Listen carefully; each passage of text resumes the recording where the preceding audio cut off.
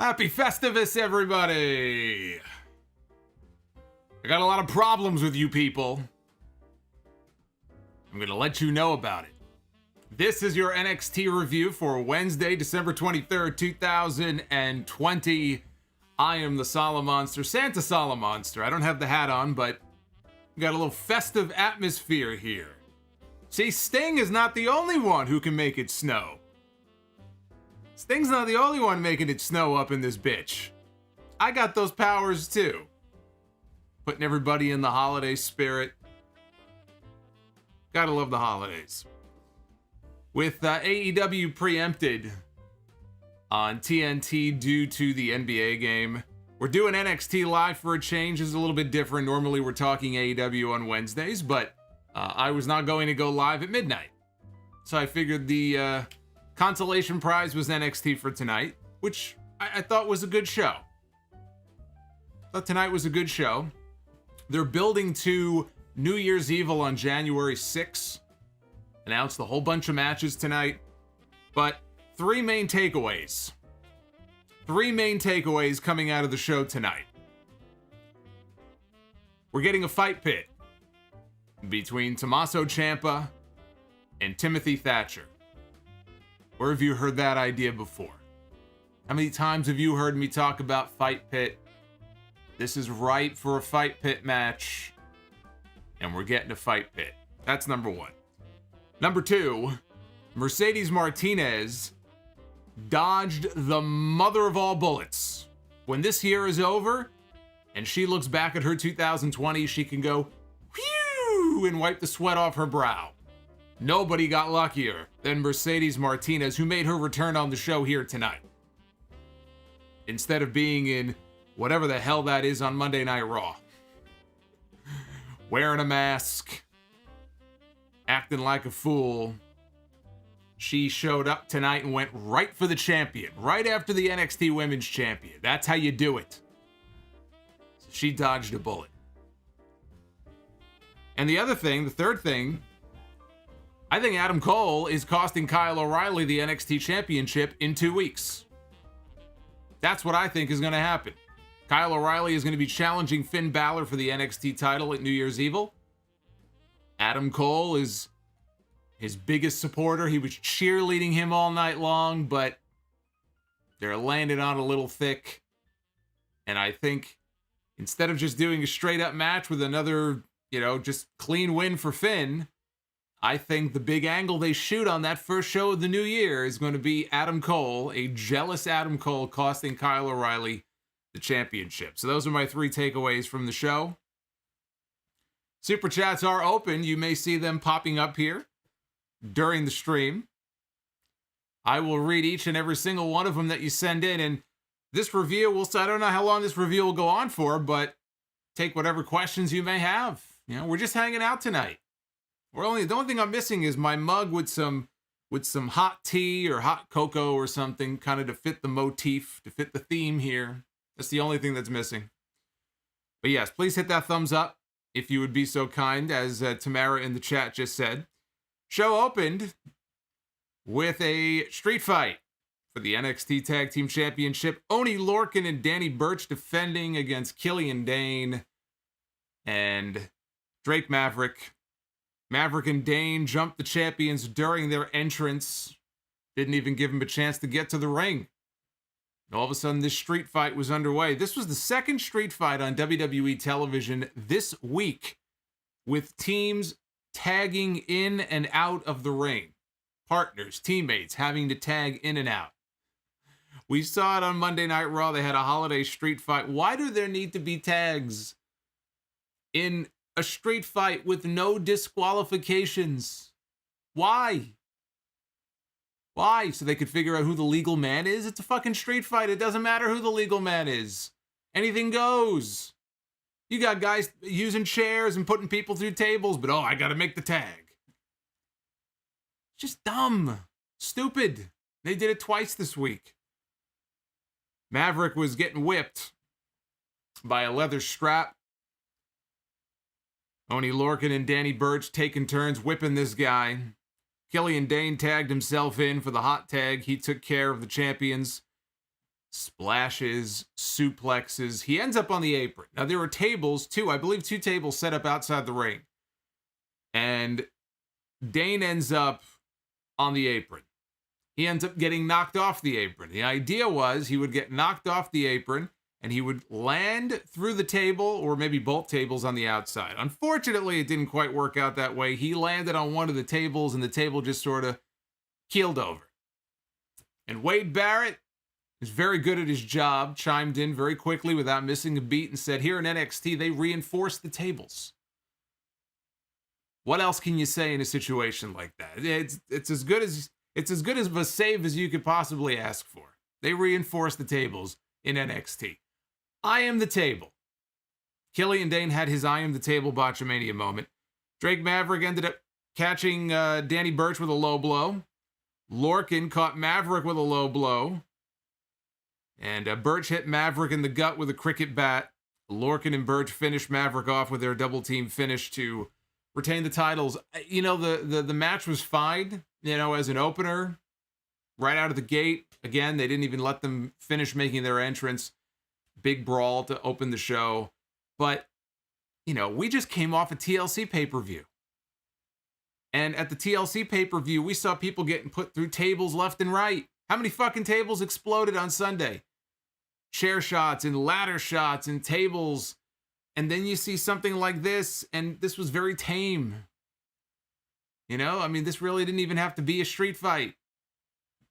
You do too many of these types of stipulations so close together, and it just doesn't have that same excitement that it would feel, you know, if it kind of stood on its own. So coming off TLC, as street fights go, very tame, but no title change.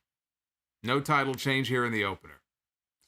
But this show tonight was all about a very Gargano Christmas. That was the whole theme for the show. Johnny Gargano and Candice LeRae, they were celebrating Christmas. This was the Christmas episode of NXT. Just like, I guess you could say this is the Christmas episode of the Sound Off. Here tonight on the stream. Celebrating the holidays. So it was a very Gargano Christmas, and we had a whole series of segments throughout the entire show. This was the first one. And I have to say, all of these segments were very cheesy. They were exceedingly cheesy, but they were cheesy, I thought, in a good way. They were cheesy in a good way. I enjoyed them. I enjoy the heel cheesy version, I guess you would say, of Johnny Gargano. I'm digging the character. I'm digging the new faction, The Way. That's what they call him and Candice and Indy Hartwell and Austin Theory. And out of all of these segments, I think it was the second one or the third one, there was actually a joke that made me laugh. There was one joke that actually I thought was very clever, but we'll get to that. So in the first segment, Johnny is at home. He is playing the piano. And he starts filming. And he's going to film their kids. So they're treating Indy Hartwell and Austin Theory like they're, you know, a couple of children. I know some people aren't going to like the way that they're probably portraying Austin Theory. They're portraying him like a geek. He really is. I mean, that's his new gimmick now. The guy is the geek on TV. He's like an overgrown child. He's always getting into things he shouldn't get into, and Johnny has to yell at him and tell him no. They did a thing here in the opening segment where, you know, he was going for a cookie, and Johnny was doing his best Arnold Schwarzenegger impression. Right, from Kindergarten Cop. Put that cookie down now! So he puts the cookie down. You know, that kind of stuff. Like I said, it's cheesy as all hell, but I think it works. I was entertained by it. I like the part where he's talking about the love of his life as he zooms in, not on his wife, but he zooms in on the North American title belt. So that was the opening of the Gargano Christmas. We'll get back to that as we go along. They had a little mini documentary on Kyle O'Reilly and Finn Balor. Their first battle at TakeOver. Obviously, both men ended up banged up. More so Finn Balor, who broke his jaw in two places. I thought it was a very well done package. NXT does a lot of these as like prime targets. And they're very well done. You know, I think that you can use this formula on the main roster as well. really gives it more of a big fight feel. So I thought this was well done. And look, the two of them are going to go out there in a few weeks, and they're going to have a great match. They're going to have a great match. I still think Finn Balor, Pete Dunne, that's a match that needs to happen at some point. I thought it would happen, at the New Year's special, but this will be good too. So Mackenzie Mitchell, who is dating Vic Joseph. So Vic Joseph and Mackenzie Mitchell, they're like the new power couple there in NXT. She's in the back interviewing Malcolm Bivens, who is with his new, recruit, Tyler Rust. We saw him for the first time on TV a few weeks ago, or he's been making a few appearances recently. But we haven't seen too much of him. And the last time we saw Malcolm Bivens on TV prior to all of this, he was managing Indus-Sher. Indus-Sher was a new team that had debuted in NXT. And then if you remember, when Keith Lee's NXT Championship win got spoiled back in July, the reason it was spoiled, I believe, it was one of the members of Indus-Sher who put a picture up on his Instagram and spoiled the whole damn thing. I'm sure he got quite a bit of heat for that, and it just so happens that I don't think we've seen either one of those guys since. Now, they are launching NXT India next month. There's this big NXT India launch, I believe, in January at some point. I think they're earmarked for that roster, but you can't tell me that what happened in July didn't have anything to do with the fact that these guys got pulled from TV and we haven't seen them since. So the lesson in that is, if you're at the taping and you're working for the company and they're taping this big angle or this big title change, don't go on social media and spoil the fucking thing. That's the moral of the story. So now poor Malcolm Bivens was left with nobody to manage, and they put him with Tyler Rust. And he's hyping up his guy, and and I think this is a very lame nickname or a very lame line, but he says that Tyler Rust is his diamond in the rust. That doesn't work. That doesn't work for me. That don't work for me, brother. That's what Hogan says. That don't work for me.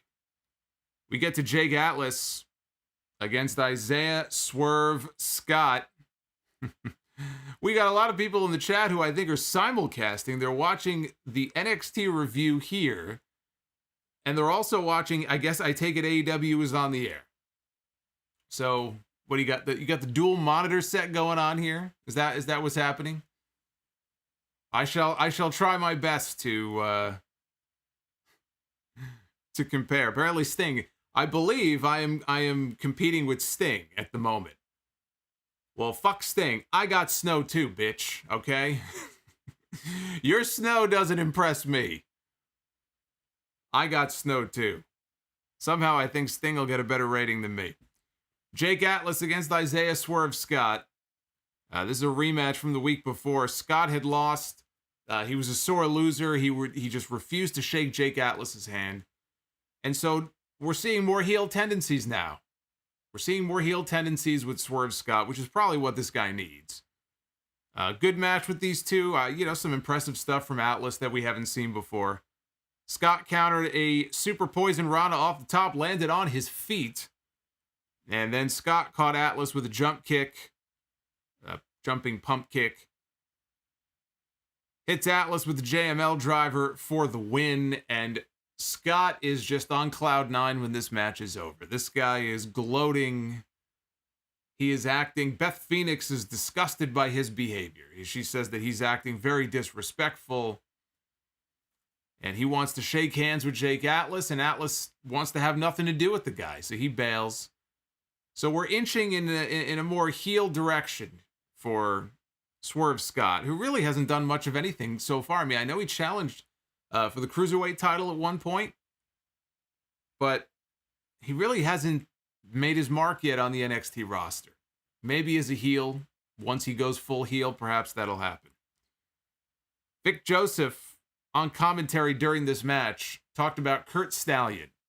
And I thought to myself, wow, Kurt Stallion, man, man, I haven't heard that name in so long. So actually, no, I haven't heard that name at all.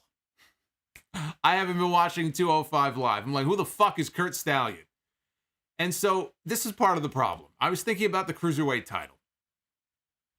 And I think that Santos Escobar does, as good of a job as he can do. He is a tremendous wrestler. I knew that from the moment I started watching his stuff on Lucha Underground. And he wanted to go to WWE many years ago, but they wouldn't let him out of his contract. And now he's there. And he's got all the tools, I think, to be a big star.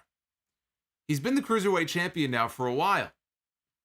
And now we're at this point where it just feels like he's a champion, but he's almost in the background. You don't really see him too much. Now they're talking about Kurt Stallion. If the Cruiserweight title is an NXT championship, then it should be contested in NXT with NXT talent. And if you're going to use talent from 205 Live and talk about, Kurt Stallion, well, how many times have we seen Kurt Stallion on NXT?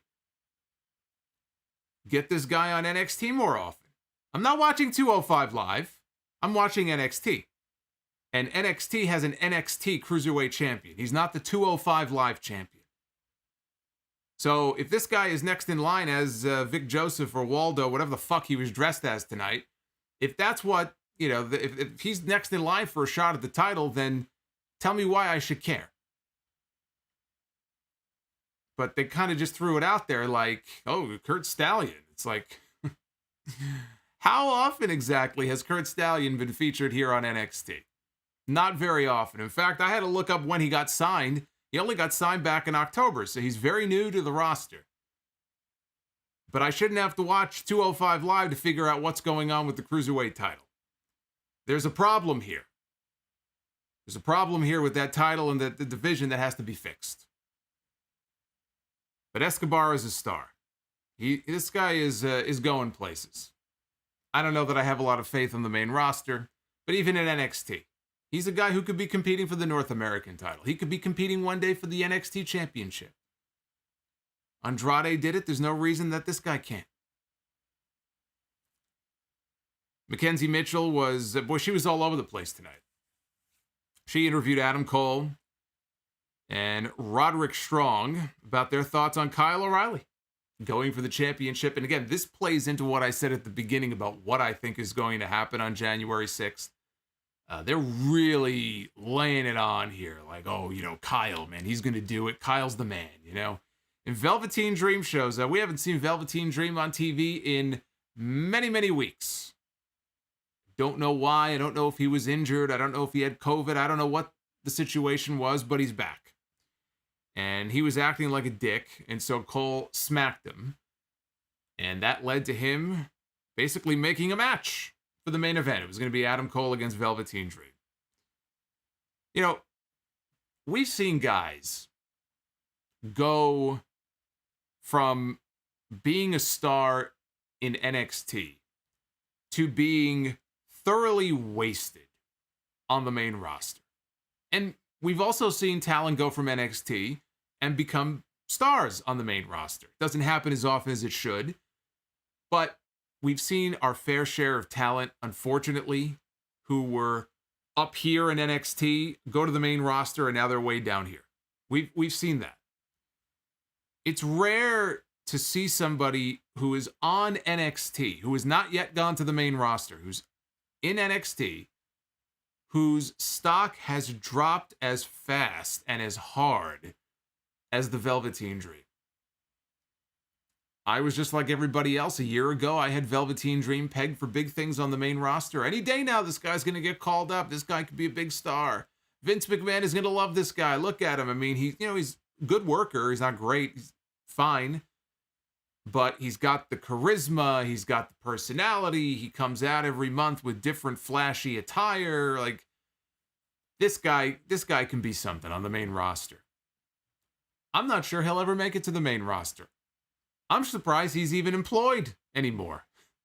After everything that was going on before, and they took him off TV for so long. And Triple H said everything is copacetic. All right, well, he used to be up here in NXT, and now he's way down here. Now, can he get back there? It's possible. But he has fallen hard, and he has fallen fast. He has fallen out of favor, I think, with the wrong people. Timothy Thatcher was in the back, and he was cutting a promo on Tommaso Ciampa. He said tonight he's going to make an example out of Leon Ruff. Spoiler, he didn't. Rhea Ripley against Dakota Kai. You know what? Before I get to Rhea Ripley against Dakota Kai here, I should catch up with some of your super chats. We'll take 2. We'll save the rest for later. We'll answer and read all of them off, but let me at least mention a few of them here. First one of the night came from Naif. I have to thank Naif, who's joining us tonight. Mr. Al-Safar, thank you for the drop. And Tamara, in the chat. Thank you for the $5. I appreciate it. We'll get to the rest of them as we go along here, as the snow mound builds. See that pile of snow? It's getting bigger and bigger. Actually, it's staying the same size. Rhea Ripley against Dakota Kai. Good stuff from these two. Not surprising. Dakota Kai probably doesn't get enough credit. Probably doesn't get as much credit as she should for being very good. And Rhea, obviously, we know what Rhea Ripley can do.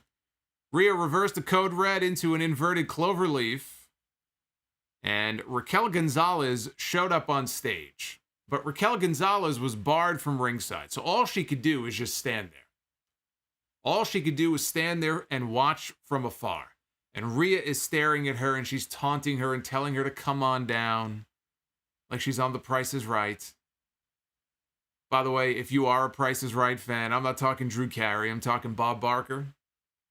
My new favorite thing to do when I have a few minutes here and there.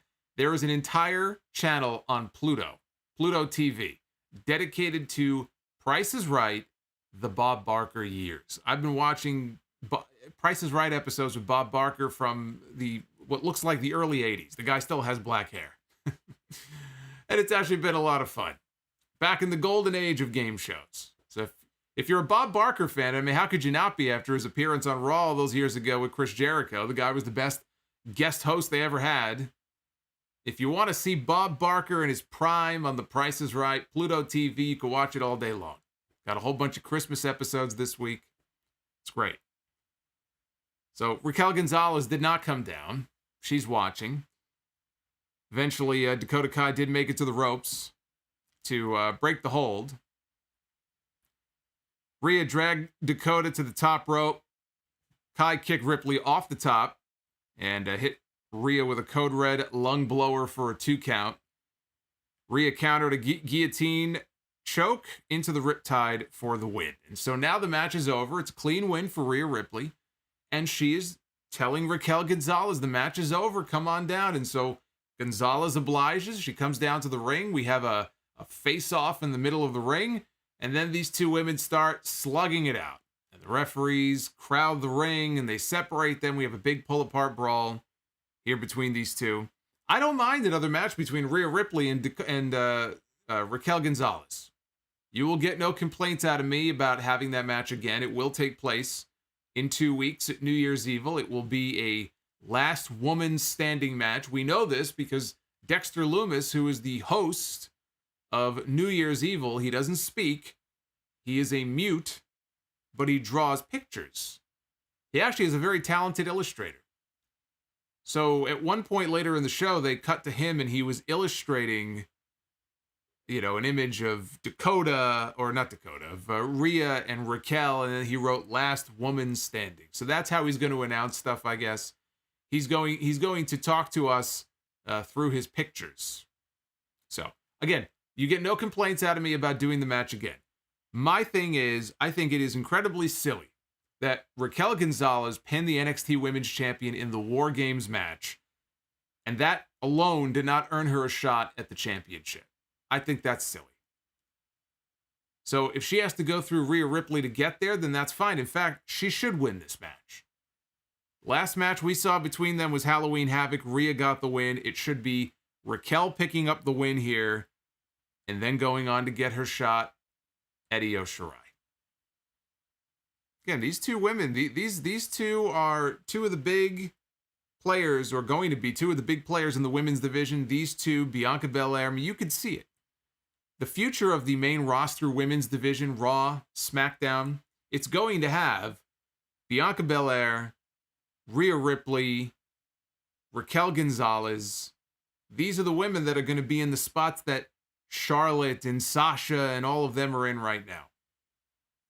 And who knows, where Sasha and Charlotte and all of them are going to be in a few years, because, if they want to go off and start a family and stuff, that opens up a spot.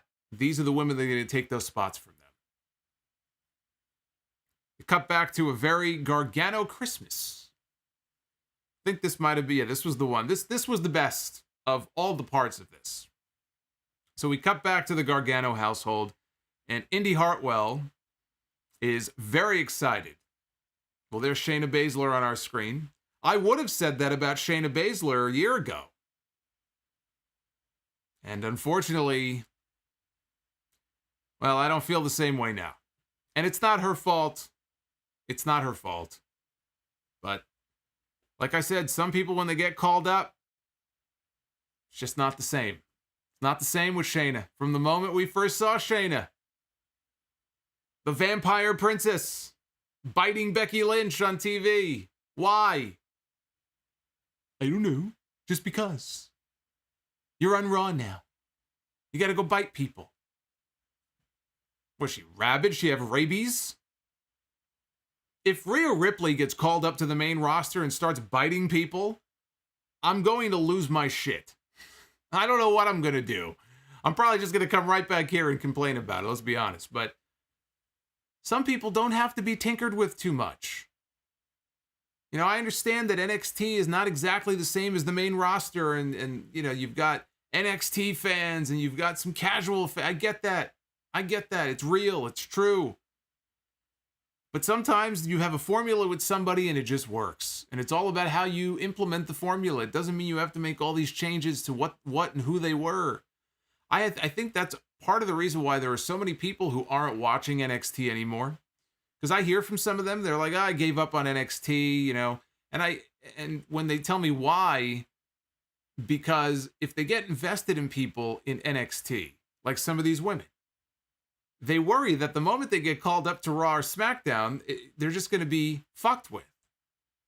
So why invest all of this time in people in NXT if you know that when they go to the main roster, they're just going to be changed? Their attire is going to change, or their theme music is going to change, or their name is going to change, or their personality is going to change. Then what the fuck is the point of watching any of this? And I get it. It's a fair point to make. Why invest in this brand? Because part of what's cool about it is you get to follow their career. So if you become a fan of somebody, you want to see them do well, you want to see them succeed, you're going to follow them along in their progression.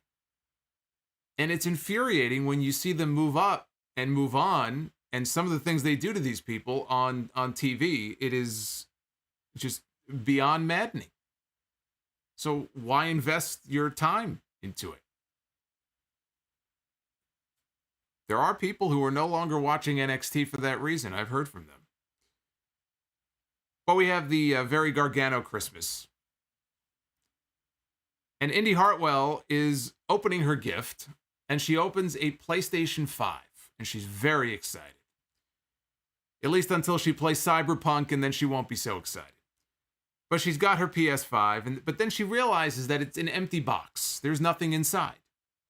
And Johnny Gargano says, well, the PS5 was my gift. I just, for dramatic purposes, I wanted you to open the box and just do the big reveal on camera. But he said, I've got a real gift for you. And the real gift that I'm giving you is I'm going to give you the Ooh, I hit the desk. I got a little excited. I'm going to give you the family name. And she's like, the family name? And he goes, yes. From here on out, you are hereby... Oh my God. I don't know what 2K game that's from. Maybe one of you can help me. But the 2K glitches are hilarious. And when I saw that one, I said, that's a super chat right there. The mangled face of the Ultimate Warrior. Threw me off there for a second. I was talking PS5, and then I saw that. But no, he says your new name is going to be Indie Wrestling. Indie Wrestling. And I thought that was very, very clever. And I hope they continue to call her that on TV. I think Indie Wrestling absolutely is a nickname that's going to stick. I think it's perfect. I think it's just a perfect play on words. Candice was like, we love indie wrestling. And Austin Theory was eating cookies at the time, and he was getting all emotional, and he said, it's a beautiful thing. It really is. Uffman in the chat says that's probably 2K20. I think it comes from one from many years ago. But you may be right. You could be right. So we had yet another segment involving Xia Li, Boa, and their Shifu, their master. These cinematic type vignettes. Apparently they're not really being tortured. They've gotten used to the torture. They're in hardcore training. And their Shifu said, I guess, I guess they're just about ready. We got another close-up of this mystery woman's eyes. We don't know who it is. I still assume it's Karen Q. We'll find out soon. In fact, maybe New Year's Evil. Maybe on the January 6th show. They're going to show up and we'll find out what's going on here. I've enjoyed these segments. Even though half the time I didn't know what the hell was going on, I thought they've been very well done. They kind of bring me back a little bit to Lucha Underground, which I miss. I do miss that show. Spanish Goddess from a little bit earlier. Christmas came early for me. Got myself an old Hercules Hernandez autograph. Oh, interesting. Okay. Random question. Who do you think was the best match of the year? I'm not going to answer that now. If I do a match of the year, it's going to be on the podcast. I'm not going to throw that out there as an answer now. Come on. You should know me better than that. We have the colossal Bronson Reed against Ashanti the Adonis. This was very brief. Reed made quick work of Adonis with the big tsunami splash off the top for the win. We haven't really seen Bronson Reed on TV much recently.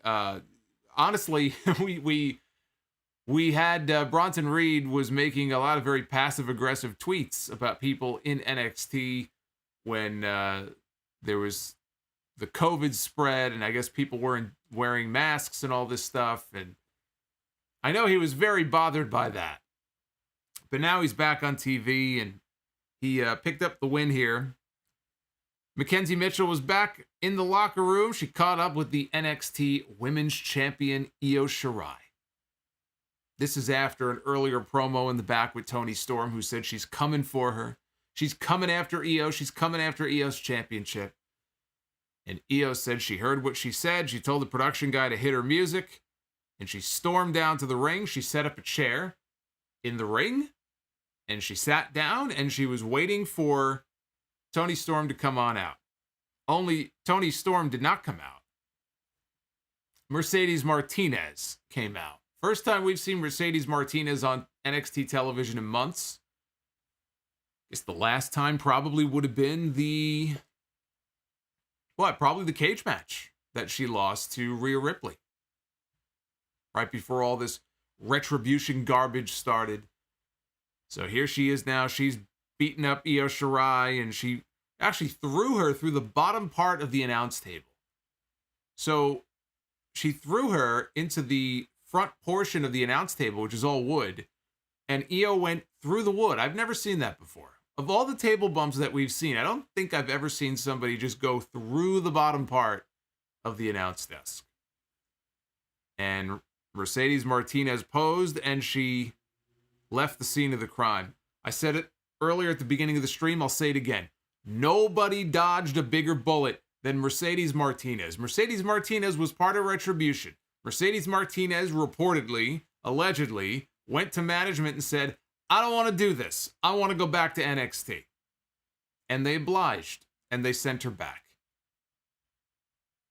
And I feel bad for all the other goofballs in Retribution. I feel bad for Dominik Dijakovic. I still feel, Dio Madden, of all the schmucks in Retribution, Dio Madden is the one who, even with the mask and everything, I look at him and he's got a presence about him. I think he could still be something. Everybody else in that group, the longer that this retribution nonsense goes on for, their careers are done. They're finished. It is doing them no favors. Now they're trying to expand the angle involving Ricochet and some of the stuff with him and Mustafa Ali. And I'm going to talk about the Ricochet thing on the podcast on Sunday. Because I actually saw the segment on Raw Talk where he was getting all emotional and they're beating me, they're kicking my ass every single week. I saw it, and I didn't have the same reaction that a lot of you probably did. I actually didn't think it was bad. But I'll talk about that on Sunday. But boy, did this woman dodge a bullet. It was the right move to make. I would like to think that she was smart enough to look at that and say, I've been doing this for 20 years. I'm not letting my career end like this.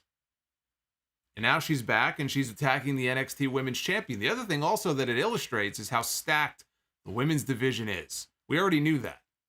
But now they have another person that they could add to the women's roster in that division to really strengthen it that much more. So an already stacked women's division on NXT just got even stronger. Back at the Gargano home, the final segment, Candice LeRae opened her gift. It was a wheel, a toy wheel that Johnny had retrieved from the junkyard. It was from Shotzi Blackheart's old tank that Candice had destroyed.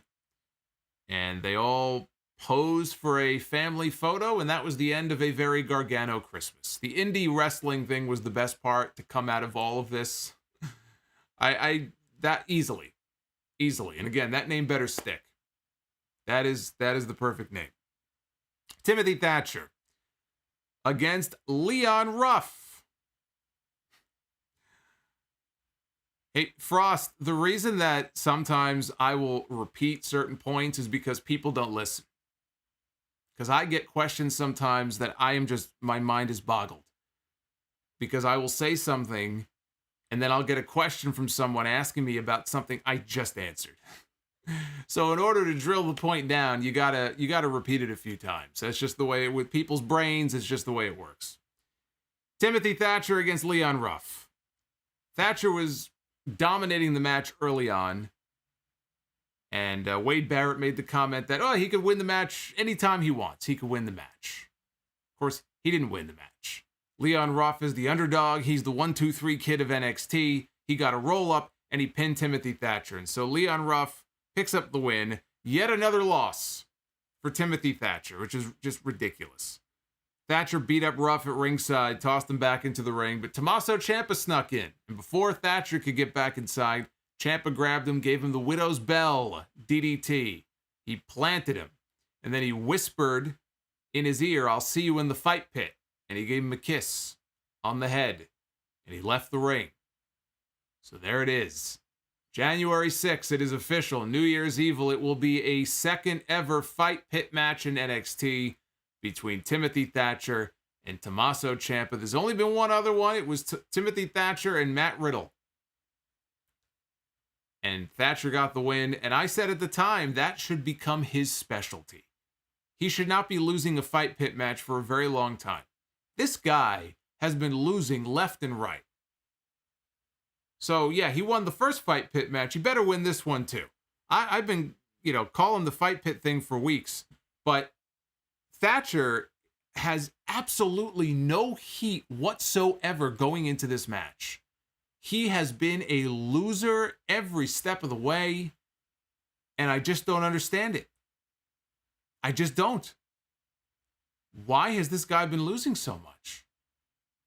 This guy he's a shooter. He's supposed to be a tough guy, right? The fight pit, that's his match. That's his stipulation. But, it's hard to really get into it because the guy comes into this match. It's almost like you have to believe he's going to win. If he can't win this match, then I just don't even know what the point of him even being on this brand is anymore. He's got to win that fight pit match. William Regal told Leon Ruff a little bit later on in the show. Ruff came out of his office and he made the announcement that he was gifted a North American Championship match against Johnny Gargano next week on TV. So that match is happening on the final NXT of 2020. We had Ariya Daivari. Well, there we go. There's a 205 Live guy. I was just talking about 205 Live, right, a little while ago. There's a 205 Live guy. Taking on Tyler Rust with Malcolm Bivens. Daivari was talking smack. That allowed Rust to lock on a triangle choke. Daivari got to the ropes. Rust, though, fires off kicks, kicking this guy in the shoulder. And he ties Daivari up into a submission for a win. Very brief. I need to see more of this guy. I'd like to see more of Tyler Rust. I think there could potentially be something there. I'd like to see more of Malcolm Bivens on TV. Malcolm Bivens has been signed to WWE. It's got to be at least a couple of years now. Has to be. And Indus Sher was supposed to be, I guess, his first big break on NXT. And we all know what happened there. This guy's been sitting in the back doing a whole lot of nothing. So for his sake, I hope the Tyler Rust thing takes off so that he can continue to get TV time. Main event was Adam Cole. We're already at the main event. Adam Cole against the Velveteen Dream. Pete Dunne ran down. He attacked Roderick Strong, who is outside in Cole's corner. Bitter End on the apron. Heading into the picture-in-picture. I loathe the picture-in-picture. I loathe the throw to picture-in-picture. But don't go nowhere because the action continues in this little box over here. Fuck you. Fuck you and your picture-in-picture. Hate it. Just put the fucking commercial on. I'll go to the bathroom. I'll go grab a snack. I'll do something else. Then I'll come back and we'll resume the show. Dream, we come back, and Dream is slugging away at Adam Cole in the corner. Cole hits a super kick to the back of Dream's left knee. So, naturally, what do you do after somebody has super kicked you in your knee? You climb to the top rope, which is what Velveteen Dream did. And it did not pay off. He came off the top rope to the floor. Cole caught him in the breadbasket. There's an old school term. There's a Gorilla Monsoonism. Caught him in the breadbasket with a super kick. Dream is very slow to crawl back into the ring, and Adam Cole hits another super kick, this one right in the mush. Cole locks on the figure four. Dream is crying out in agony, but eventually he makes it over to the ropes. Dream comes back with a DDT, and again, on one leg, what does he do? He climbs to the top rope. This guy clearly is not the brightest bulb in the box. He climbs to the top rope again. He hits the purple Rainmaker elbow, only gets a 2 count. Cole comes back, hits the Ushi-Goroshi, and he's going for the Panama Sunrise. He's going for the Destroyer. When he comes off the ropes, though, Dream catches him with a super kick, and Dream, again, scales the ropes. How many fucking times is this guy with a bum knee going to scale the ropes? Well, he tries again, and on the way down, Cole catches him with a super kick, and then the last shot finishes off the Velveteen Dream. Adam Cole, to end the show, is in the ring alone. He is looking dead into the camera, and he says, at New Year's Evil, the NXT Championship comes back to the Undisputed Era. Adam Cole is going to cost Kyle O'Reilly the NXT Championship. That is what I believe is going to happen on January 6th, because Kyle O'Reilly is not winning the title. We've already seen Kyle O'Reilly one-on-one with Finn Balor. The match probably got called early because of the injury, but it was pretty much a decisive, clean win for Finn Balor.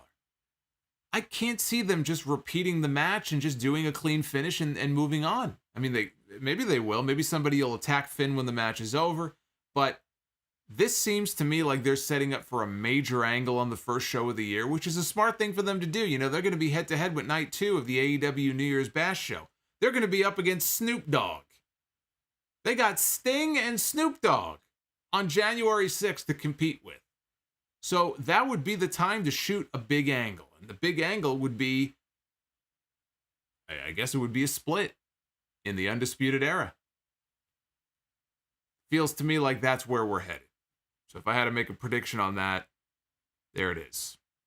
Because we've already, we've been hearing comments from other people on TV, about Kyle O'Reilly is the leader. Kyle O'Reilly is the heart and soul of Undisputed Era. Kyle O'Reilly is the one now challenging for the title that Adam Cole once held. So, Adam Cole, at his core, is a heel. And maybe he doesn't like it. Maybe all this talk is starting to get to him. Does, Pat McAfee factor into this in some way? Probably not. We haven't seen Pat McAfee since War Games, but January 6th, they're loading that show up as well they should. They have to. They got competition that night. Head to head. It's going to be a lot of good wrestling on TV that night. And you know who benefits from that? We all benefit from that. I benefit from that. If I didn't have Wednesday night to talk about, and all I had was Monday, and then I guess Friday, I don't think I'd be doing this anymore. This at least brings some levity to things. So you gotta balance things out a little bit. I look forward to my Wednesday nights. I look forward to my Wednesday nights with all of you. I look forward to your feedback on Twitter as well. Let's take a look at the Twitter poll, see what you guys thought of tonight's show.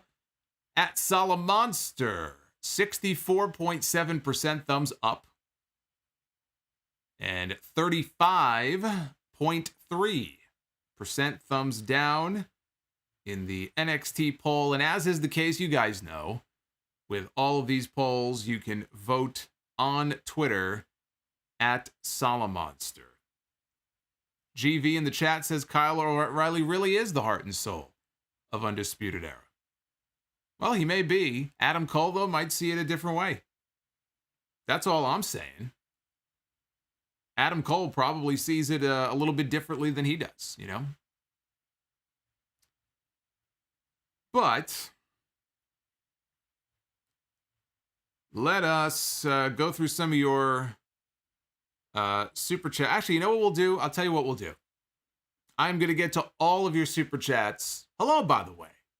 This is the holiday stream. Let me get some snow going here. Where's my snow? There's my snow. There we go. Look at that. Either that or I have a big dandruff problem. Whatever the case may be. Let's take some phone calls as well. I want to hear from you guys. Super chats, phone calls. We'll hang out for a little bit here.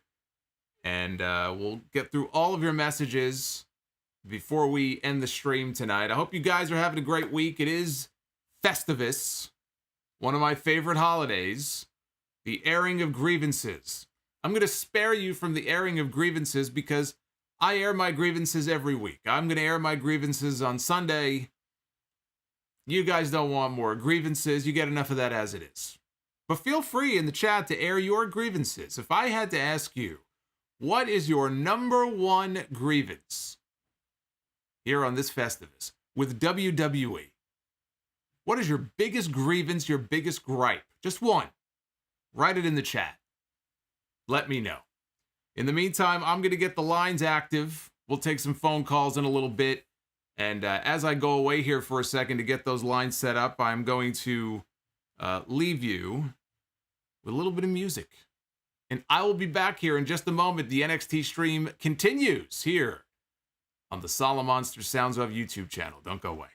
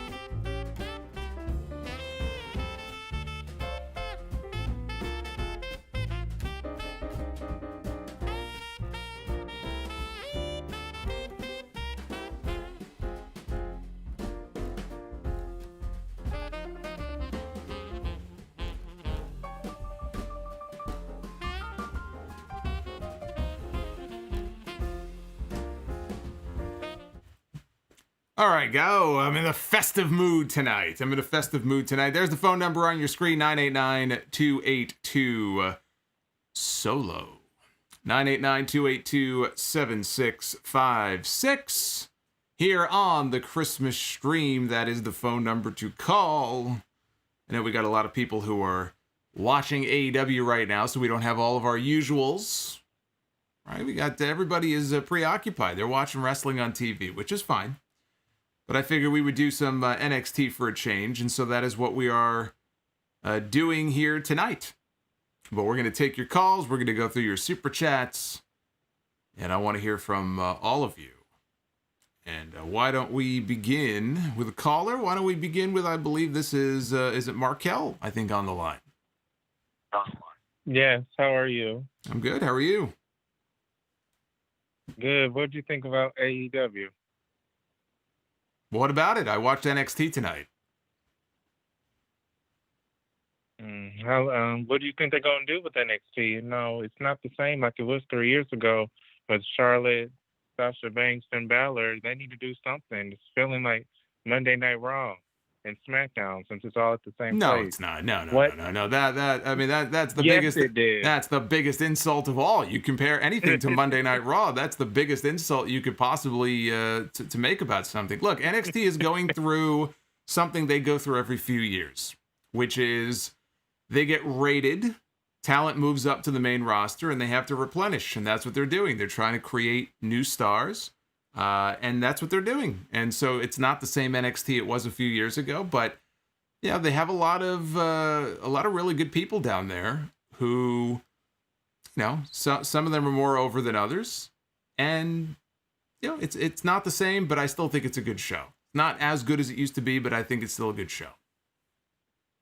What do you think about them having mental issues? You heard about that on the news, the people that are getting caught up. They're very disappointed now. It's messing with their mental health. Well, look, I mean, that's, I'm sure working in that company is going to screw you up mentally all kinds of ways. That's what you get if you work for WWE. Mm-hmm. You got to be prepared for that. Yeah, we'll see how long NXT lasts. I feel like sooner than later it's going to be history, like FCW. I'm sorry. Well, I don't think it'll be history, but it could be history on USA at some point. I don't think that's going to happen for a while, though, because USA don't got no shows. USA used to have all these TV shows, and now they got shit. They have wrestling. That's all they have. So I don't think it's going to go anywhere anytime soon. But Markel, listen, I hope you have a great holiday. I know I talk to Markel sometimes on Facebook. I hope things are going well for you. Mm-hmm. And I'm glad I got you in first, number one, tonight. Thank you. I'll keep watching the show, and I'll message you on Facebook. Thank you. All right, take care. Have a good holiday. That was Markel calling in, wondering about the future of NXT. NXT not being what it used to be. Yeah, I don't know. I mean, what would you guys consider to be the glory days of NXT? Because I think back, like, the glory period of NXT, and I kind of go back to 2014, 2015, somewhere around there. But, you know, everybody's got their own preference as far as what period of NXT they like the most. But to compare NXT now to Monday Night Raw, I disagree wholeheartedly with that. That is just the worst insult that you could possibly pay to the NXT brand. Man, let's go to 214. Hi, Solomonster. How you doing? My name is Lewis. I wanted to ask you a question, but first I want to say, in your next intermission, you should put Jingle Bell Rock by Hall & Oates, but that's just me. I would I would put Hall & Oates on every stream, but I would get hit by so many copyright notices my head would spin. So there's a reason why you don't hear Hall & Oates. Yeah, that's true. Yeah, that's true.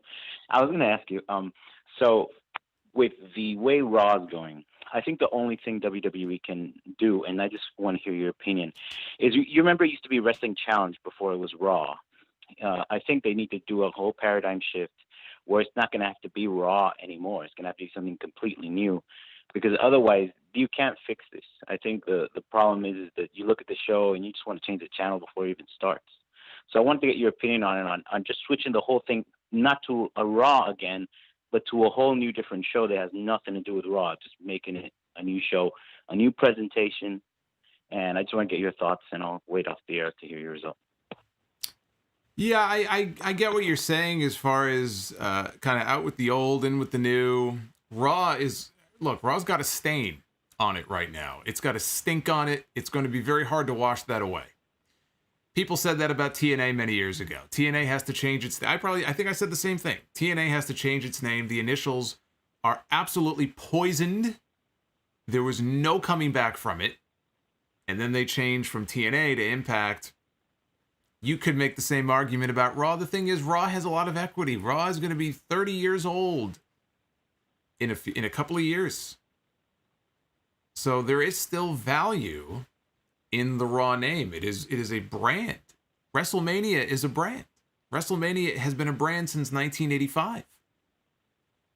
Raw became a brand in 1993. That wasn't that long after WrestleMania. You're not just going to abandon that brand. The problem with Raw is that there's nothing raw about the show. What is so raw about Raw? What is so raw about Raw? It looks, the look of the show is very polished and very clean.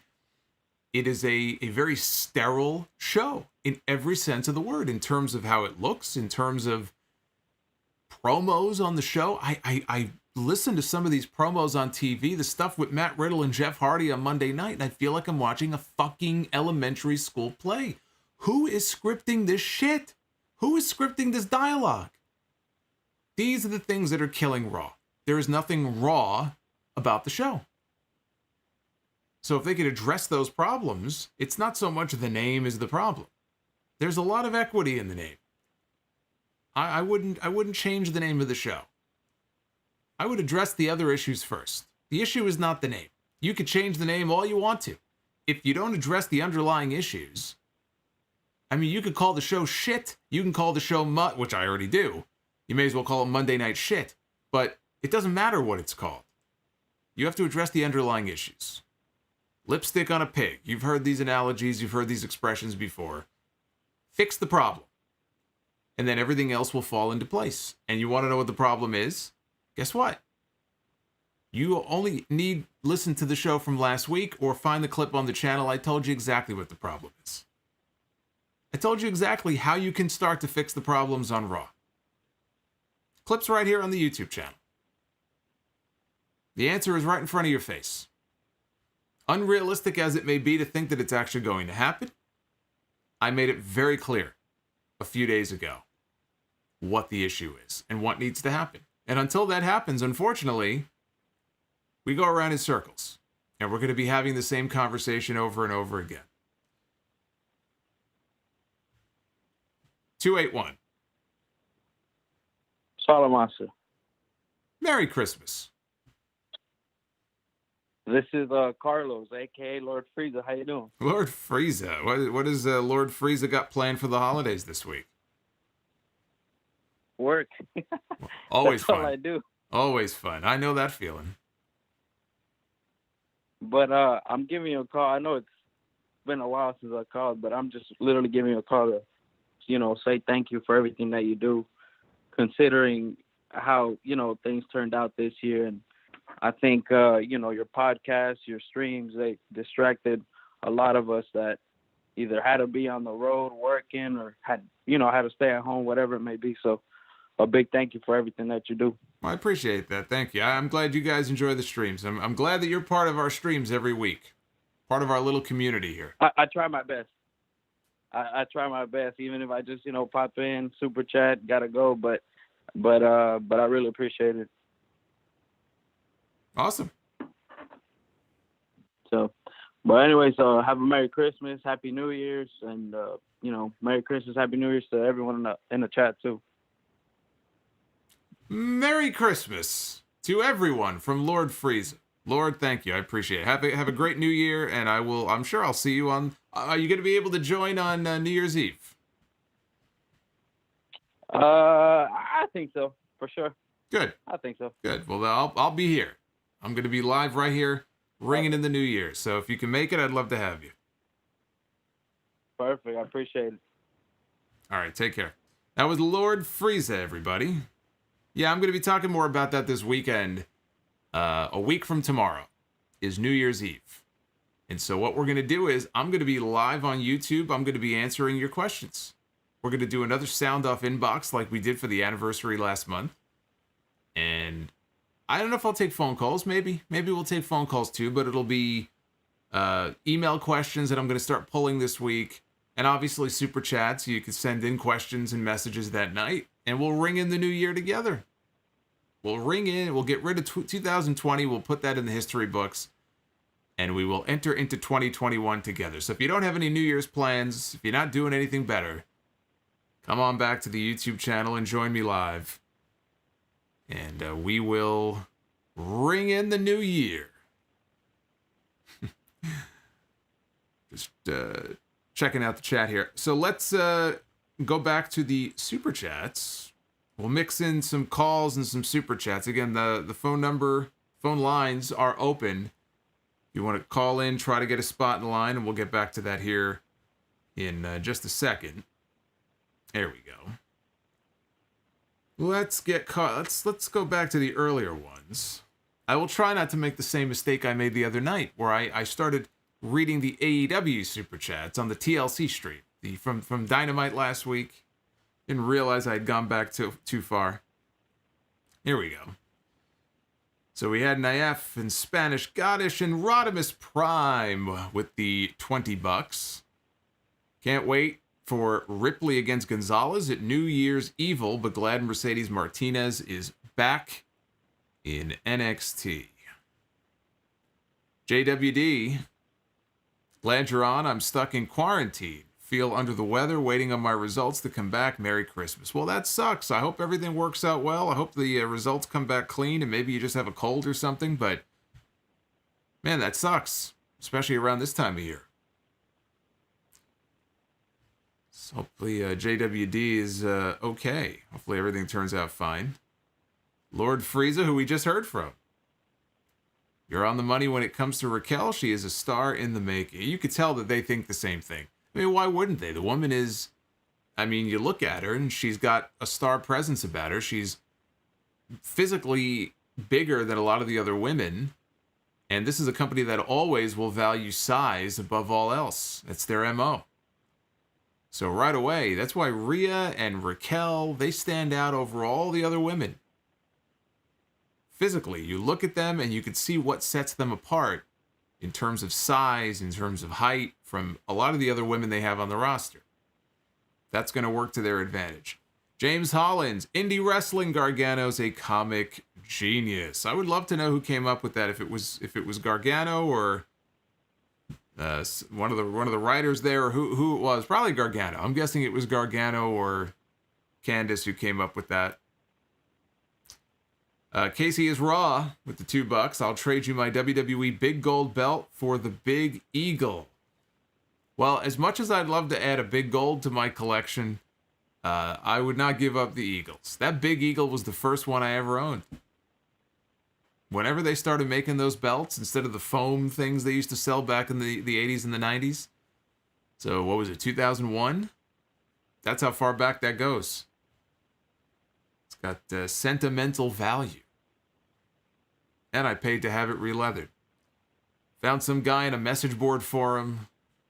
Sandman, Pawn the Sandman, whatever his name was. But yeah, he did the job for me. Domination Warrior, who is the best writer in WWE? Kresge, VKM, or Bruce? Chris Kresge, unfortunately, he's no longer with us. He passed away from cancer many years ago. Very young. He was in his 30s. He was only in WWE for about a year. And he was known for storyboarding things out. He was mocked by some people in the company for doing it that way. But if you look at the year 2000, which is where he was, I don't know if he was the head writer, but 2000, in my opinion, is the best creative year in WWE. 2000 was a great year creatively and in terms of the talent pool they had. So Kresge, in that limited period of time, was, had what I would say would be great success. Bruce and Vince, I'm not going to start ranking them. They've had their successes. They've had plenty of failures. I always find it comical on his podcast when Pritchard will defend the indefensible. Right? Didn't he try to defend the Red Rooster for Terry Taylor, that it wasn't a bad idea? It was a good idea. And this really wasn't a bad idea. This was a good idea, too. Look, I grew up on a lot of ridiculous characters in that company, okay? Some of them I enjoyed. Repo Man was a guilty pleasure of mine. I liked the Repo Man. I liked Akeem. He would come out. He was making the most of a shit gimmick. Great theme music. There is no defending the Red Rooster. You killed that guy's career in the ring. Terry Taylor's been in wrestling behind the scenes ever since. But you killed that man's career. There is no defending the Red Rooster. And I believe Pritchard, I think, he tried to defend it. That tells you all you need to know about where this guy's headspace is at. This guy's fucking delusional. Chris Quillman, hopefully you've seen the Icons trailer by now, and if so, I'm going to re-ask my question from Sunday. Which one do you want to see the most? He says, for him, it's RVD. So, after everybody told me, because when I went on the air for the TLC stream on Sunday, I had not seen the trailer that aired for the new WWE Icons show. And so I didn't know what Icons was. I found out after. So yes, I watched the 12-minute preview. Because it doesn't debut until the Royal Rumble Sunday, January 31st. So I did watch it, and easily the one that I'm most looking forward to, because they're covering Lex Luger, Yokozuna, RVD, Beth Phoenix. Who are the other ones that they're covering? Help me out in the chat. I just forgot the other ones. There's one or two more. But the one that I'm looking forward to, the British Bulldog is another one. Those are all great. The one I'm looking forward to the most by far is Yokozuna. That's the one that I'm looking forward to. They had a few brief clips in the trailer that have never been shown before, from back in '93 of him behind the scenes, just kind of hanging out. I am really looking forward to the Yokozuna one. That's the one I'm looking forward to the most. Spanish Goddess, AEW dropped the ball on Brian Cage. Well, don't spoil the show for me if you're talking about tonight's show. I haven't watched it yet.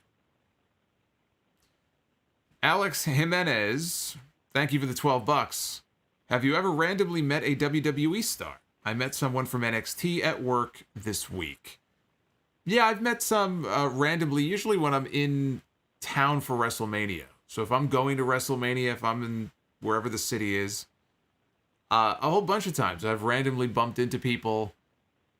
As far as like just casually like where I live, I don't think I've randomly bumped into one.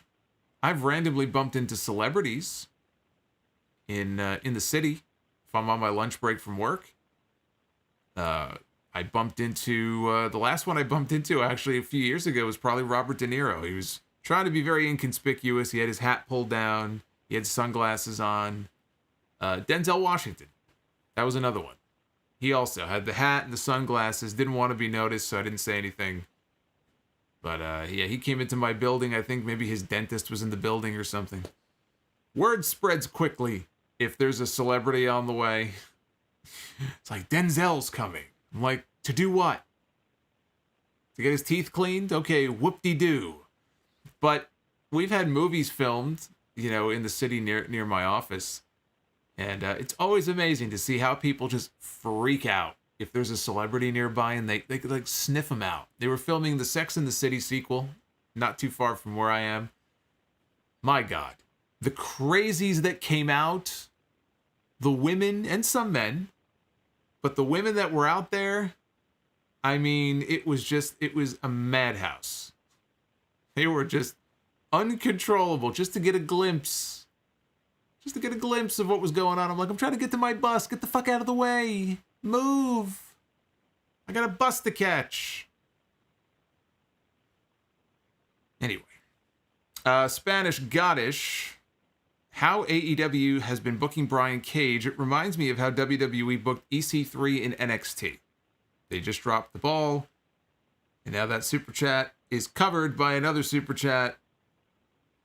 So I will read the rest of it after. Let's get back to the calls. I don't want to neglect all of the, hold on a second. I don't want to neglect all of the callers here. Lest I forget about our callers. Let's go to 313.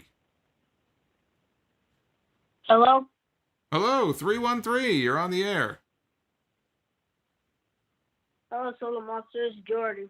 Oh, it's Jordan. What's going on, Jordan? Merry Christmas. Merry Christmas, Solomonster. Thank you. I know you've seen this Tyler Rush person. Do you think that he has a good future? Because he looked pretty good today and last week against Ciampa. I think that he might be able to win the North American Championship. Because you know Leon Ruff is never going to be champion ever again. Yeah, I agree. He had his one run, and I don't think he's winning it back either. The thing is, I haven't seen enough of Tyler Rust. I've only seen him now a couple of times on TV, but what I've seen so far is impressive. I just need to see more. I need more than just 2 times. But the more I see him, I could see him eventually challenging for the North American title. Absolutely. Because I think this next week, Gargano's for sure going to beat Leon Ruff, and then Leon Ruff, and then he going to end up attacking him from behind, and then we're going to see at New Year's Eve Tyler Ruff versus Gargano for the championship.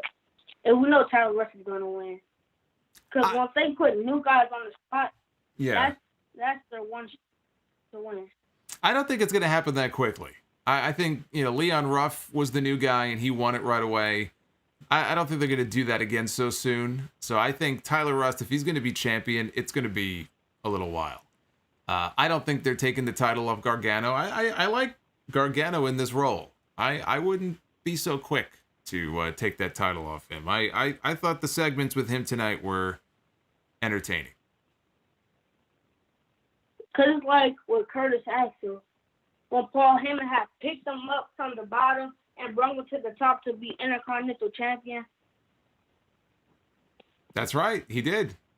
As soon as he started managing him, I think Axel won the title a few weeks later, and then unfortunately we all see what happened after that. But yeah, I mean, look, his new manager, I said this Malcolm Bivens guy, he's been around for a long time, but not used on TV. And I want to see more of him too. Not just Tyler Rust, but Malcolm Bivens. Maybe he could start managing a few different people.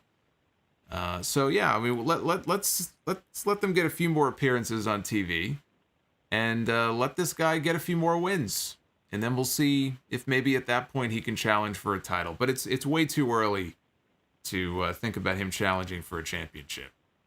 But let me ask you a question here before we wrap up. So obviously, this is the holiday season. How are you spending your holiday this week? Just sitting down watching football, basically. It's not a bad way to spend the holiday. Cool. Well, Jordan, is there any other questions here before I get to the next caller after you? Nope. Awesome.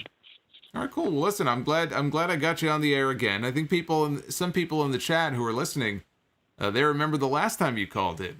Do you remember what you told me when I asked you who your favorite wrestler was and what your answer was? Yes. Now, tell everybody, for the people who don't know, who your favorite wrestler is.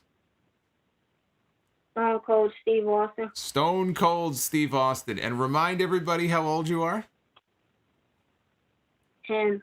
10 years old. The smartest 10-year-old in the world. He could have picked anybody from the current roster, but he said Stone Cold Steve Austin because he knows a good wrestler when he sees one. Jordan, I hope you have a great Christmas. I hope you have a great New Year, and call back again soon. All right, buddy? All right. All right. Have a good night. You too. That was Jordan, everybody. One of my favorite callers. I remember the last time he called in, when he mentioned that, when he mentioned Stone Cold, I'm like, this is a kid who was raised the correct way. This is a knowledgeable young wrestling fan. He's got all the right answers, very well spoken, very smart.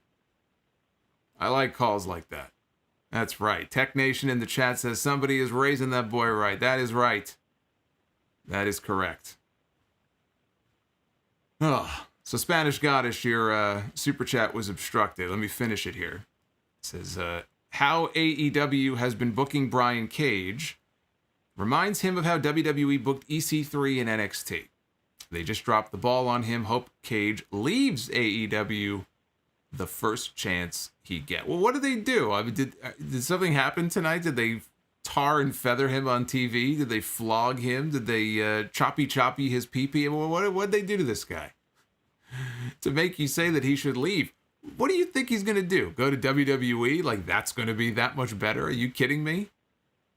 You think that's going to be an upgrade for him? You're not doing him any favors by making that suggestion. AEW is probably the best place for him. J. Cole, thank you for the $5. Man, you bust your butt and are so consistent with content. You deserve way more money than this super chat, but I hope it helps. Thank you. Well, listen, just you tuning in and listening and liking and sharing and all of that is good enough for me. I appreciate that, though. Whoa! Well, there we go. There's a big one. Hashway with the $50 super chat drop. That is, I believe, the biggest one of the night. Says, hey, Solomonster, I put my alarm on at 6 a.m. just to tell you you are the only guy I can listen to for 2 hours without getting bored. Happy holidays and stay safe. Well, thank you, Hash, for that $50 drop. I appreciate that. And the comments, sometimes I go 2.5 hours. I don't mean to go 2.5 hours. It just kind of happens. But for some reason, people still listen. It's not the easiest thing in the world to do a show like that long solo. But that's the way that I roll. No co-hosts. I've done co-hosted shows before. You know, I haven't had my buddy Noah Mark or Brian Blade because we haven't been able to get together.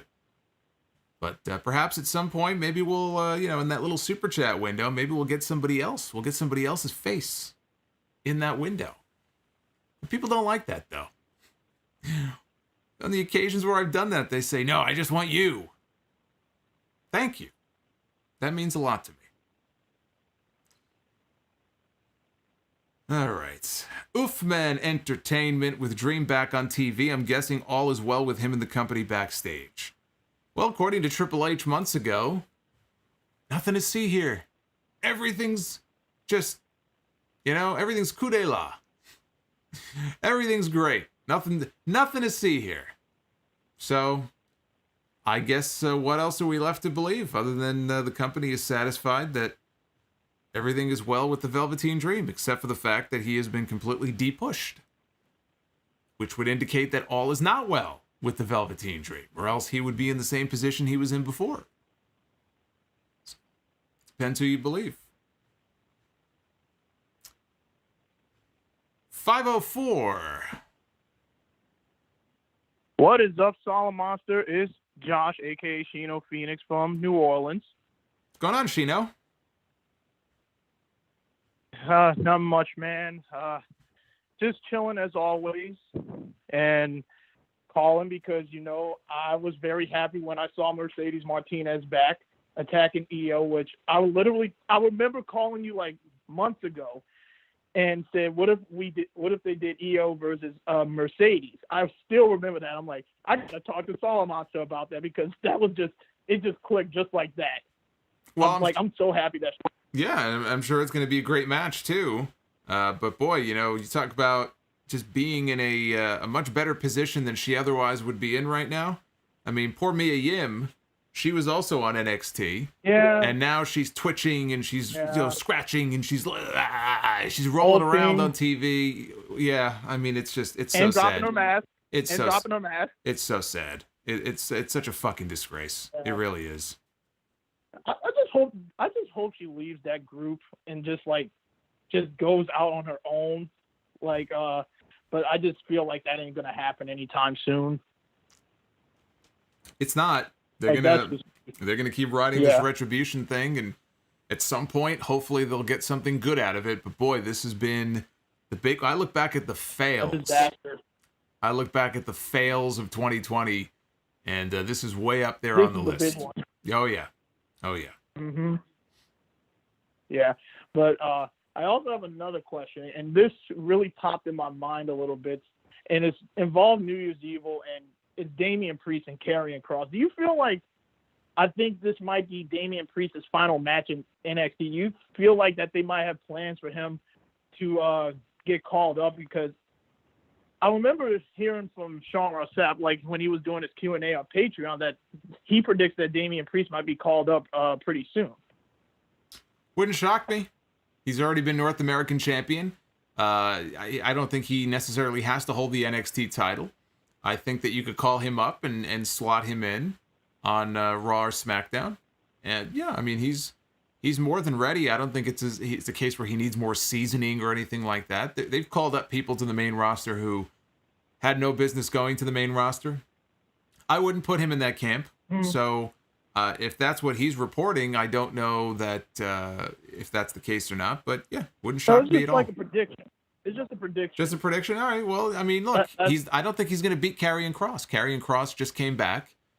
But Karrion Kross is another one who I'd be shocked if they didn't want him on the main roster soon, with that entrance and Scarlett. So take your pick. Either one of those guys could be called up soon, either to Raw or SmackDown. Yeah, I can see that. And just one more question, and it involves the women's tag titles. And I'm a huge Asuka fan, and I feel like they're trying to make those women's tag titles feel important. But if it was up to me, I would send them to NXT. But knowing them, they would try and overexpose Charlotte a little bit, like they did last time. But if you had to pick somebody from NXT to take the titles from Charlotte and Asuka, who would you pick? So an NXT team, well, we don't have too many women's teams in NXT. They have a lot of women. So are you saying if I just took two singles women and put them together? Like a Dakota or Raquel or Casey Catanzaro, Kaden Carter, or Candice and Indy. I could see Candice and Indy. If Candice is not going to get the women's title, maybe get the women's tag titles. Well, you know what? I'll say this. If them winning the women's tag team titles would mean that the entire group gets to float from one brand to the other, that could be the way to get Johnny Gargano on some of these other shows without him officially being part of the main roster. That might not be a terrible idea. Candice is probably not winning the women's title anytime soon, so it's a way to get a title on her. I guess it's a possibility. Yeah. I mean, I just... I just think it's a possibility too, man.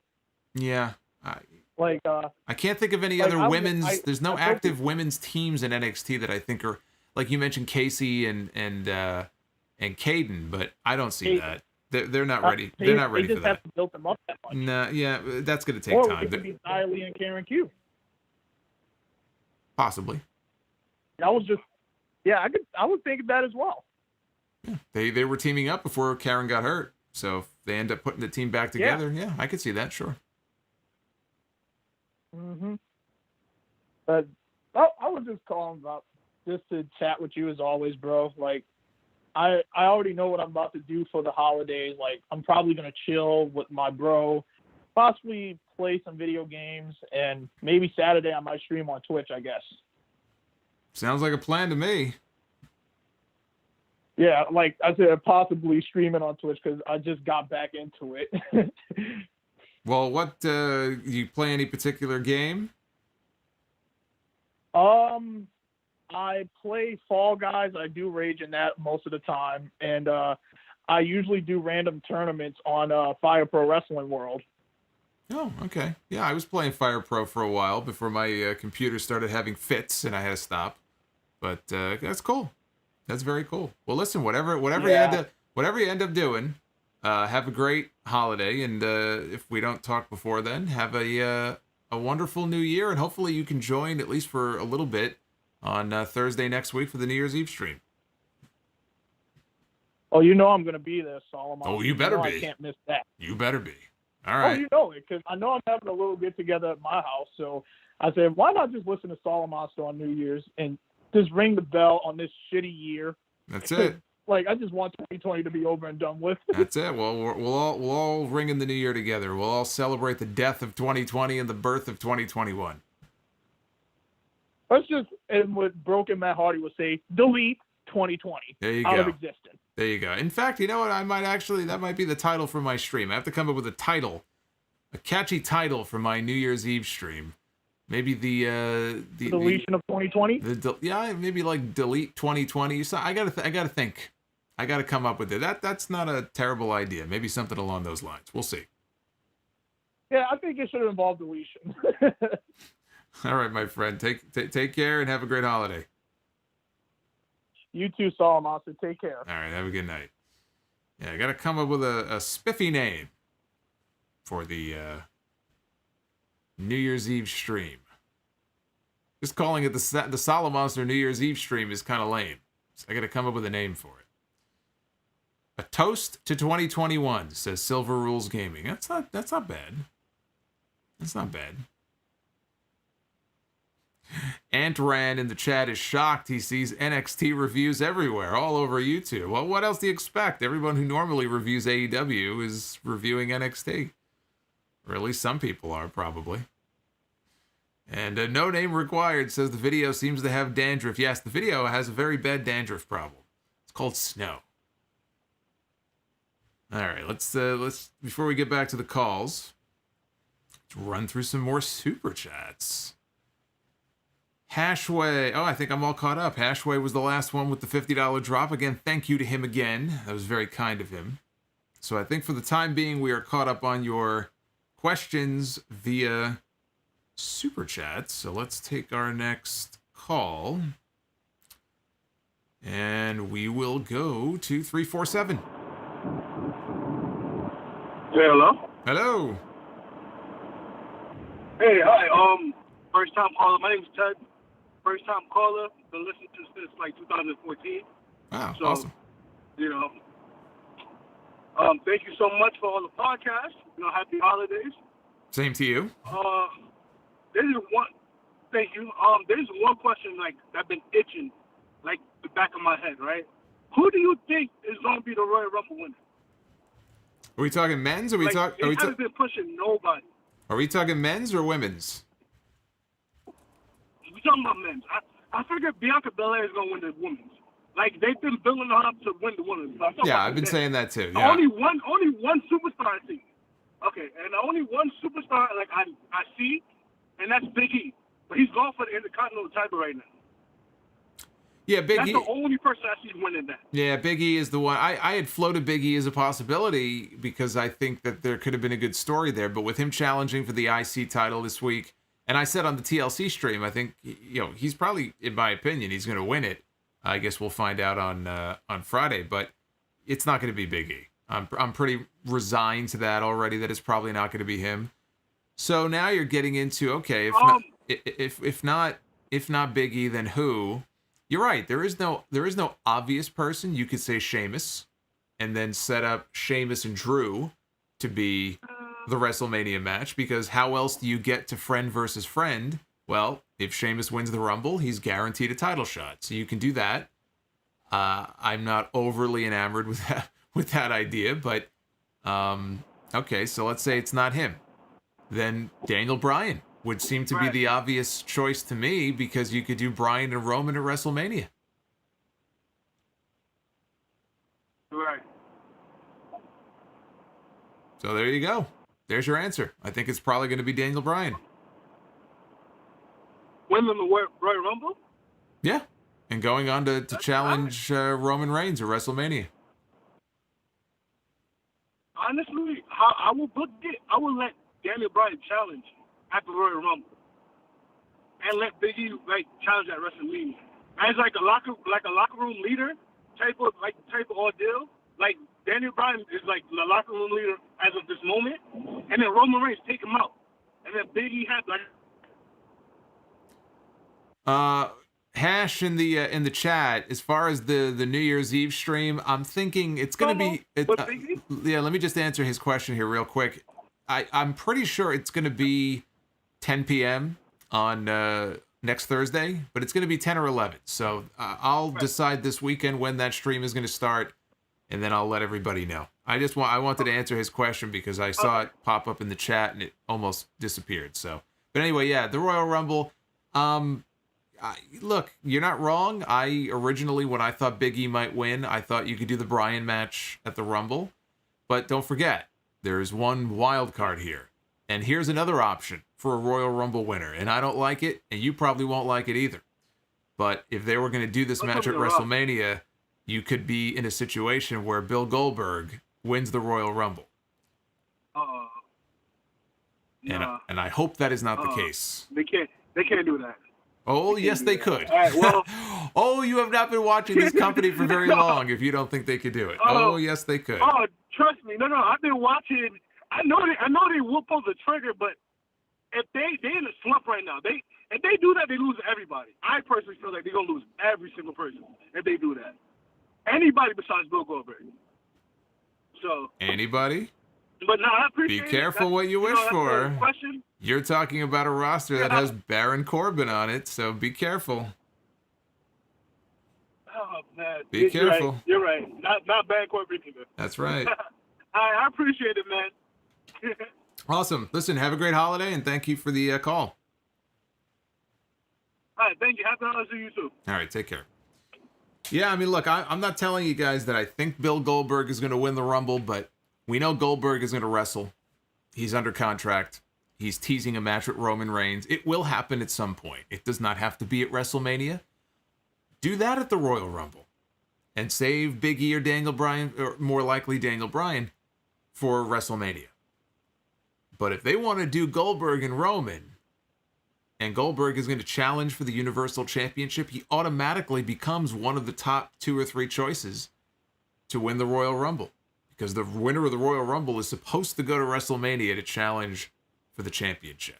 So I'm just saying, I'm not trying to put that evil out there, but that is a definite possibility.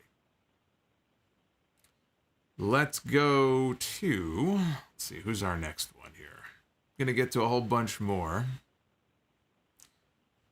Let us go next. Boy, we're all jammed up here, aren't we? Isn't that always the case? 860. How about that? Let's see if we can get. No, is this gonna work? There we go. 860.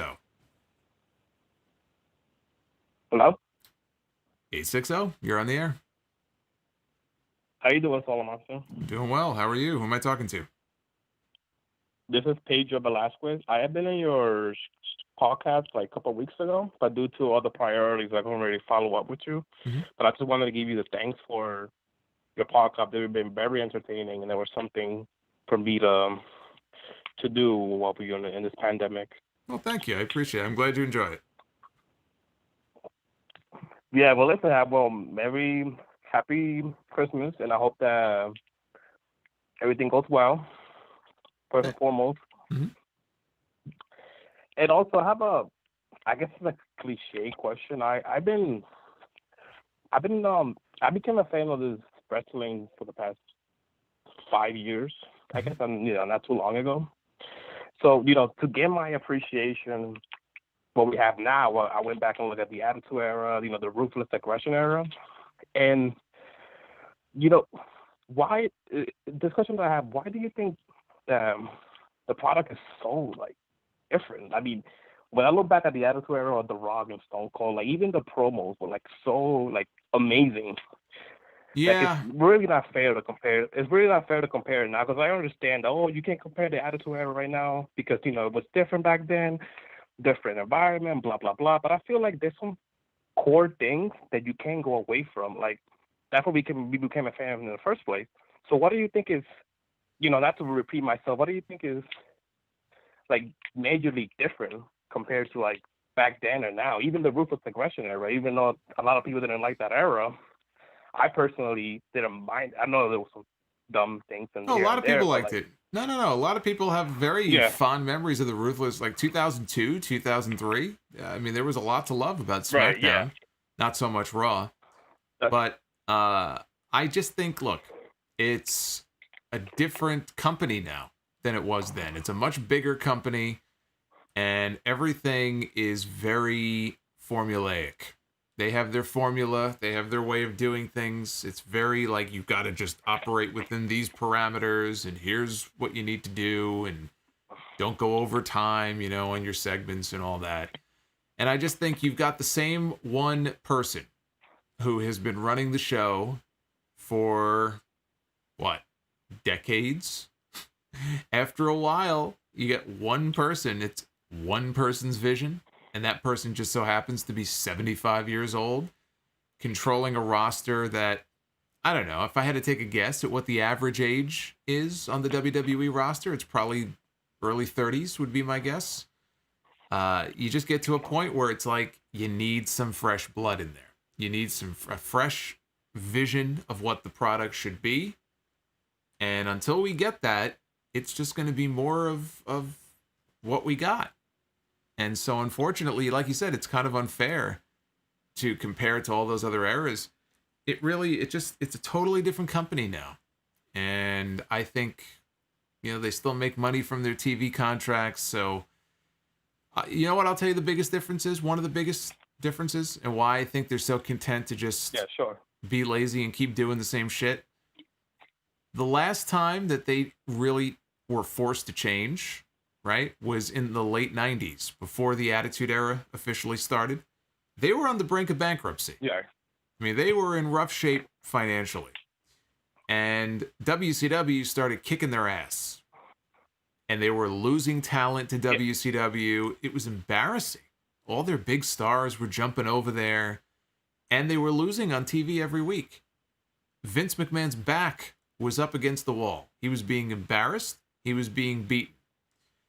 And sometimes you need that. You need that to motivate you, to light a fire under your ass, to just, all right, snap out of it and let's do what needs to be done. There's nobody around. My point is, there's nobody around now to do that.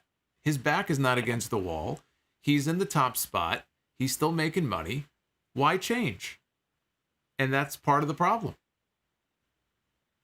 Yeah, and I totally agree. Like, I was only born in 1999. I missed the best era that wrestling has to offer. You did. And then once I look back, I'm like, wow, this is amazing. I mean, not everything was amazing. Yeah, not everything. But not everything. The promos, even the wrestling, like the TLC match between Edge and Edge and Christian, the Dudley Boys. Yep. That match was perfect. Yeah, it was just. I kind of feel bad every time somebody tells me, "Oh, I'm a newer fan. I didn't really live through that era." I feel bad because I could tell you as a younger fan then it was a lot of fun, but that doesn't mean you can't go back and enjoy it, right? You got the network or YouTube or whatever. You can still watch old clips, but I think if you're just gonna wait around for WWE to kind of get back to being that again, you're going to be waiting a long time. I think you can there's a way to enjoy the WWE product, but it's just going to be harder to do until they get some new creative ideas in there. And you can bring in all the new writers in the world. You can fire everybody who works there except the one guy who matters and bring a whole new team in. And unless he's willing to change, you're going to end up in the same boat. That's why I talked about this on the podcast on Sunday. I did a whole segment on this. I see a lot of people talking about what to do to fix Monday Night Raw. Let's do this, and let's make it 2 hours, and let's blah, blah, blah, blah, blah, blah, blah. That sounds all great. That sounds well and good. And guess what? It doesn't matter because you're missing the one ingredient, the most important thing. It is the man who runs the show. And unless that changes, you can make the show 90 minutes for all I care. 90 minutes of shit is still shit. Right? Right. Absolutely, yeah. And so there you go. I have Anyway. one more last question before I go on to Solomonster. Sure. If you had to pick between, I guess, The Rock and Triple H, who would you pick as like the favorite like overall wrestler between them two? And I know Triple H has been here already longer, but if I had to pick one, I guess I'll pick The Rock. The Rock. But I understand that The Rock. Triple H was his longevity, yeah. But The Rock was, oh my God, he's probably like one of my favorites. Yeah, I mean, it's not even for me. It's The Rock. I mean, there you go. But you want to make it a buy or sell? I have a segment on my show, buy or sell. I'm buying on The Rock, and I'll sell on Triple H. And that doesn't mean I don't enjoy or I haven't enjoyed a lot of Triple H's matches. I'm not saying that. But just in terms of the total package and just overall, who's entertained me more? The Rock. Yes, The Rock, absolutely. Cool. I'm with you, brother. All right, man. All right, Solomonster, you take care, man. Thank you for the podcast. All right, you too. The Rock. How could I vote against The Rock? Rock and Triple H, they had a great feud all those years ago. But you asked me who total package, favorite wrestler, most entertaining of the two. It's The Rock. I mean, come on. Don't be asking questions with such an obvious answer now. Got one more super chat in here from Marcus Metcalf. Thank you for the 5. The WWE Hall of Fame should be a 1-week exhibit that travels with WrestleMania every year. Could be a great tourist attraction outside or alongside, he says, of Mania. Well, they already have that. It's called Fan Access. Fan Access goes wherever WrestleMania goes. And basically, in the hall where Fan Access takes place, it's like one giant Hall of Fame exhibit. They've got burnt out, wrecked vehicles that have been destroyed on TV over the years. They've got old championship belts and ring gear. So they already have it. That's what Fan Access is. So, I mean, your idea is, it's not a bad one, but they already have something like that. I think we have another one coming in. Oh, Hashway should be popping up here any second. Hashway dropping another 10. Love the theme and the snow in tonight's stream. There he is. Love the theme and the snow in tonight's stream. Always appreciate your work. See you on New Year's Eve. Tonight it's snow. Next week when the ball drops, it's confetti. I got it all lined up. I got the light up glasses. Although it might look weird because it's a mirrored image here. So I'll wear it like the glasses say 2021, but if it's mirrored, it'll be backwards. But that's okay. I just like this camera look better, so. But thank you for the $10 on a poll, bro. I appreciate it. I'm glad you're enjoying the look of the stream. Try to spice it up for the holidays, change things up a little bit, make it a little more festive, right? Nothing wrong with that. Let's go back to the phones. We'll take a few more before we wrap up. This has been fun. This has been fun hanging out with you guys. Let's go to, oh, yes, indeed. I believe I know who this is. Caller, let everybody know who it is.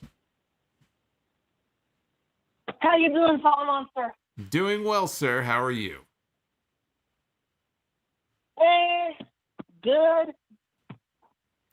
Well, let me say Merry Christmas to Luis, who is joining us tonight here on the NXT stream. I hope you are having a very festive night. You have any Christmas plans, Luis? I'm going to my cousin's with my neighbor. With your neighbor? Yes. No. I know it's not a date. I didn't know what it was. Just It's just I don't know any of my neighbors. I just keep to myself. I don't like any of the people who live around me. So I'm glad that you could at least get along with your neighbors. In this neighborhood, in this part of North Long Beach, I am getting along with all the neighbors. Well, that's good. It's always good to get along with your neighbors because if you got to live with them, it would be very awkward if you didn't like each other. And you'd have like wars between the neighbors. Your car would be keyed. Somebody would slash your tires. Something awful like that would happen. So you always want to get along with your neighbors. Mm-hmm. That's why Mr. Rogers always sung, "Won't you be my neighbor?" He got along with his neighbors too. Of course he did. Even with the female neighbors. Well, I don't know about that. I mean, do you know something about Mr. Rogers that I don't? Don't be spreading rumors about Mr. Rogers now. Oh, hell no. It's two names that you don't... And before there's two names... Hold on. There's two names that you do not besmirch. One is Mr. Rogers, and the other is Bob Ross. Now, if you don't know who Bob Ross is, you got to look him up. He is a painter. He used to paint very basic portraits on this public access show. He had a big afro hairdo, but he had a great show. Bob Ross and Mr. Rogers. Do not besmirch their good names. Oh, man, I used to watch Mr. Rogers' Neighborhood. Well, but that's not the reason why I'm calling. Oh, I was going to say, let's get to the point. Let's get to the reason why you're calling here, because let's move things along. So apparently Monday night on Raw, I don't know if this was a USA Network issue or an issue with the USA Network app when you're logged in with your television provider, but the audio was off by 53 minutes during the first hour of Monday Night Raw. Did anybody else have the same issue as I did? I did not. It may have been your provider and not USA. My television provider is DirecTV. Well, it may have been And you know what? Fuck DirecTV. I am fucking sick of them signing me out of every single television app. Not just from the USA Network, but from the TNT drama app, from Disney Channel, from Cartoon Network, Freeform. I'm sick of it. Well, I'll give you a quick suggestion, if I may, because obviously you don't like your provider. I would go with something like Fubo, which is getting a lot of play, and I talk about it on my show as well. You sign up for it. It works via your Wi-Fi. It's like online streaming. You get all the channels you want, and you don't even have to deal with DirecTV anymore. I even have a link that you can use if you want to get 15% off your first month. You go to FuboTV.com/Solomonster. Luis, just for you, you get 15% off your first month. You can say, fuck DirecTV. So go with Fubo. Well, unfortunately, I have to stay with DirecTV because obviously the giant jack-offs they are. All right, Luis, listen. I agree with you 100%. These companies suck, but I don't have DirecTV, and frankly, I don't give a fuck about DirecTV. I don't want to give them any airtime on my show, so let's forget DirecTV. Any final questions or comments here before we move on? Well, two things. Number one, all right, make it quick. I just sent you a PayPal donation. Wow, thank you very much. I appreciate that. Right here on screen. Well, that's very nice of you. And second, what the fuck did we watch on Sunday with that Firefly Inferno match? Well, we saw the closest thing to a real Inferno match that we've ever gotten. I mean, at least they delivered on the stipulation. That's the best thing I can say about that match. I expect Bray Wyatt to be back on TV within 2 weeks. So do you think that was a extra crispy cinematic match? Do you think that was a cinematic match? No. Because one thing for sure, It was not a cinematic match. No, it was filmed like a regular match with special effects. The fuck? Anyway, I was like, the fuck? Luis, listen. Why is I Randy want working? you and your neighbor to have a great Christmas together, whatever it is that you're doing. You said it's completely platonic. I'll take your word for it. And have a great new year. And hopefully you can also join during the New Year's Eve stream on Thursday next week. Probably. Cool. Well, drop by. I'll be on for a couple of hours then, so you can drop in. I'll be answering mailbag questions and ringing in the new year. So, Luis, thank you for the call, and have a very Merry Christmas. Merry Christmas to you, Solomonster. I will see you next week. That sounds great. Thank you very much. That was Luis joining us here on the final pre-Christmas stream. Always exhausting, but always entertaining. Always entertaining.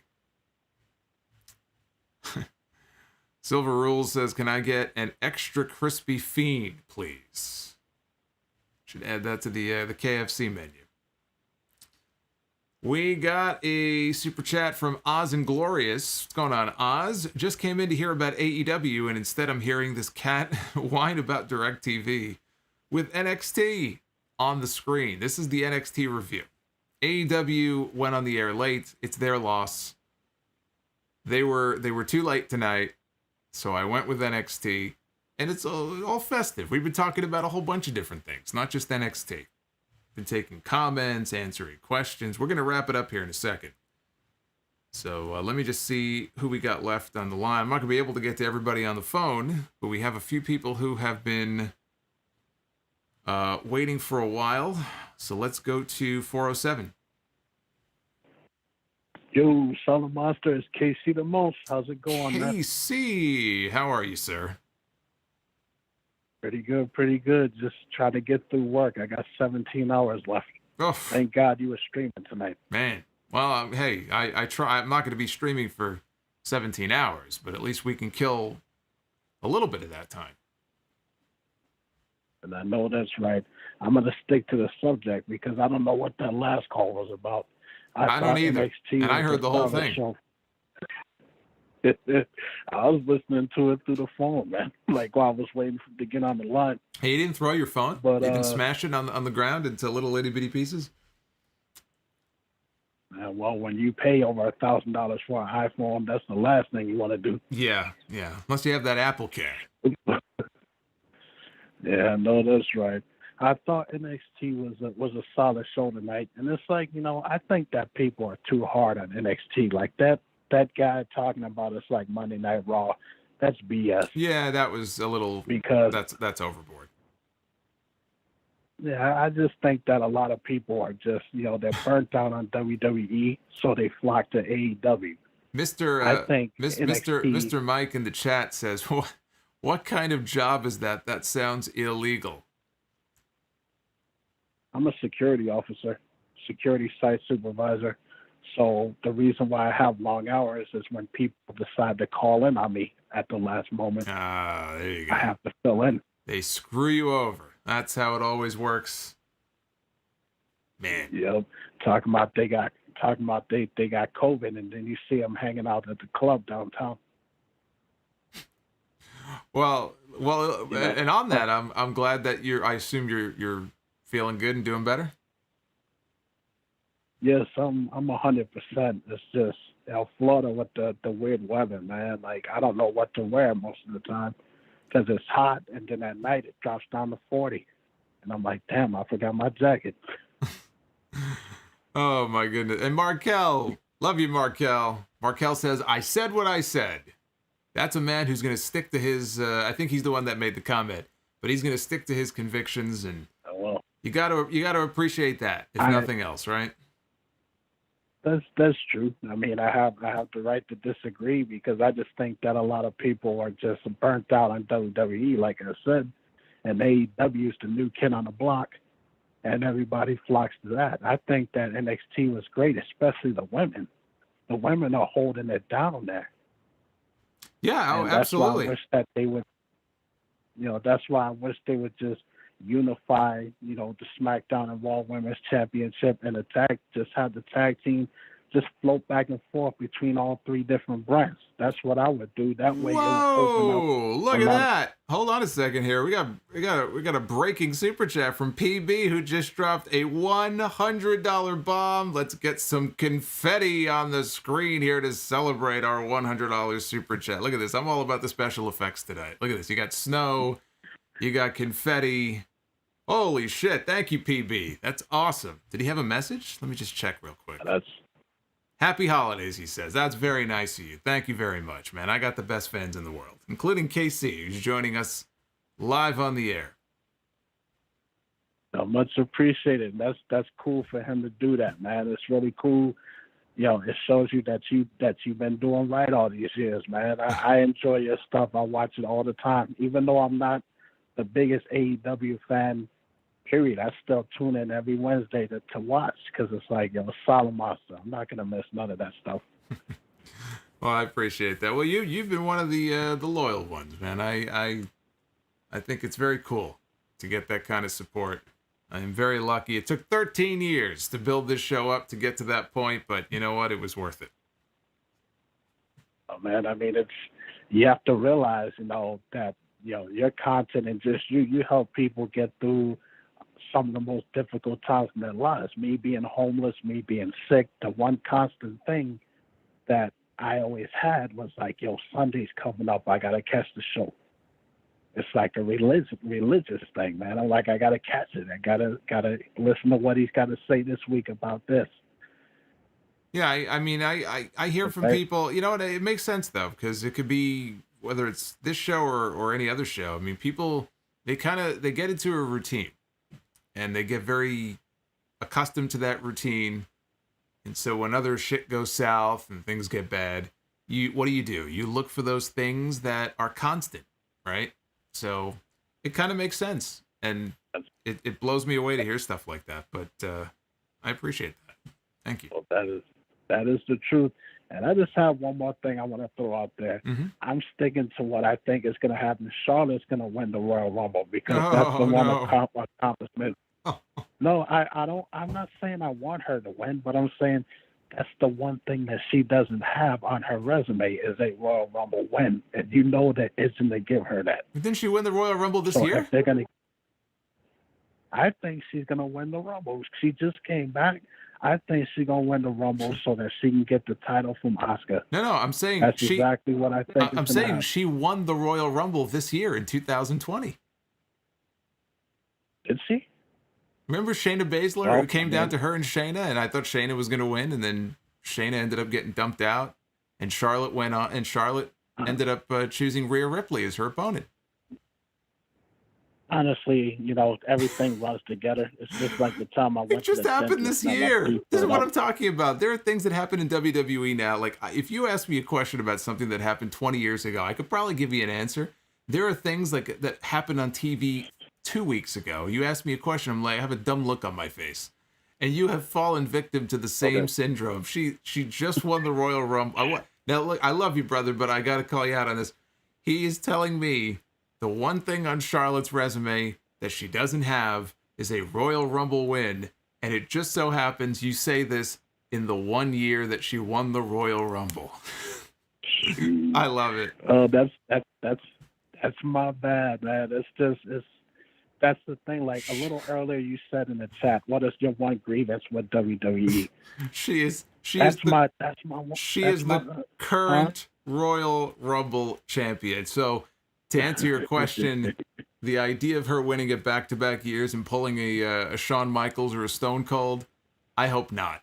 It's not something that she. And you don't think they wouldn't do that? No, I absolutely think they would do that, but I'm hoping they don't. I'm hoping common sense prevails. And, look, you've got 2 women's titles, right? Let's assume Asuka is going to be the champion going into WrestleMania. It looks to me like we could very well be setting up for another Charlotte-Asuka match. But Charlotte's already won the Rumble. The other match should be, if they are fucking smart and use their brain, Sasha Banks and Bianca Belair.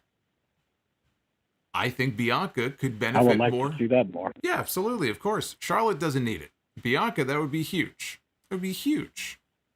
And they've done this before. They put new people over before. 2 years ago, Shinsuke Nakamura won the men's match and Asuka won the women's match. That should be a spot for Bianca in 2021. True.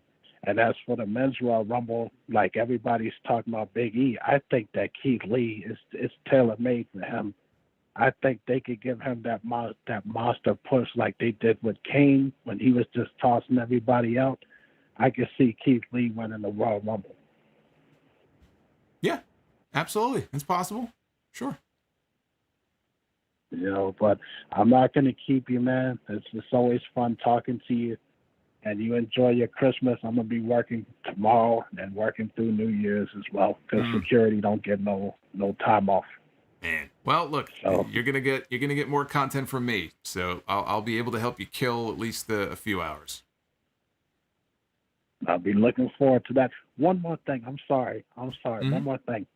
Just a quick question. Do you plan on bringing back the Sound Off Gamers? Because I really miss that, man. I want to. It really is just a matter of what can I find to play via the computer, because I wouldn't be using a console, so it would have to be like a free game, or they have like ROMs and old console games you could play on the computer. What can I play that my computer will play nice with? And I know the perfect game. I know that everybody will agree with me. WWF No Mercy for Nintendo 64. I think everybody would enjoy that. I found a copy of it online, but I couldn't get the controls to work. So if I could ever figure out the controls on the keyboard, that is a possibility. So yeah, the answer is it's probably not coming back for a little while, but I want to bring it back. So it's just a matter of figuring out what to play. Definitely. Well, you enjoy your Christmas, man. You have a good night. Thank you, Casey. You have a very Merry Christmas. Take care. You too. Take care. All right. Bye-bye. So that was KC with a very nice call here on the Wednesday night festive. Well, I guess now it's Christmas Eve. It is officially Christmas Eve. Wow, it's already after midnight. I didn't expect to go this long. PB, again, thank you for that C-note, man. That's very, very nice. I think he went to bed already, but that's very nice of you. Jackalope Music, Merry Christmas, Solomonster. AEW was pretty decent. I'll be watching that tomorrow. But I will not be doing a separate YouTube review. Most likely, I'll probably just save my thoughts for the Sunday show. And Oz and Glorious. I agree with this dude. I haven't watched WWE in 20 years, but know everything that is going on there because of the Solomonster. Well, that's the other thing I hear a lot. People who don't even watch anymore. So they listen to the podcast to keep up with what's going on. Because once wrestling gets in your blood, you come on, you can't get it out. You don't want to completely give up on things. But they just cannot bring themselves to sit through 3 hours of Raw and 2 hours of SmackDown. So what do? You listen to podcasts, you watch YouTube shows, and that way you're able to keep up with what's going on. If I wasn't doing this podcast, I'm at the point now where I might be doing the same thing. And this is from a fan of well over 30 years. It's sad. That's the point that we've reached. All right, I'm caught up with the Super Chats. Let's see here. Let's do one. Man, I wish I could get to everybody, but let's do 757. Hello, Mr. J. This is David, a.k.a. False from the chat. Hey, David, what's going on? Oh, not much. You see, when it comes to the current state of NXT, I really think the main problem is just not only because the whole thing of like when stars get caught up to NXT, they ultimately get wasted away. I think that one of the main problems is that they lost their main factor.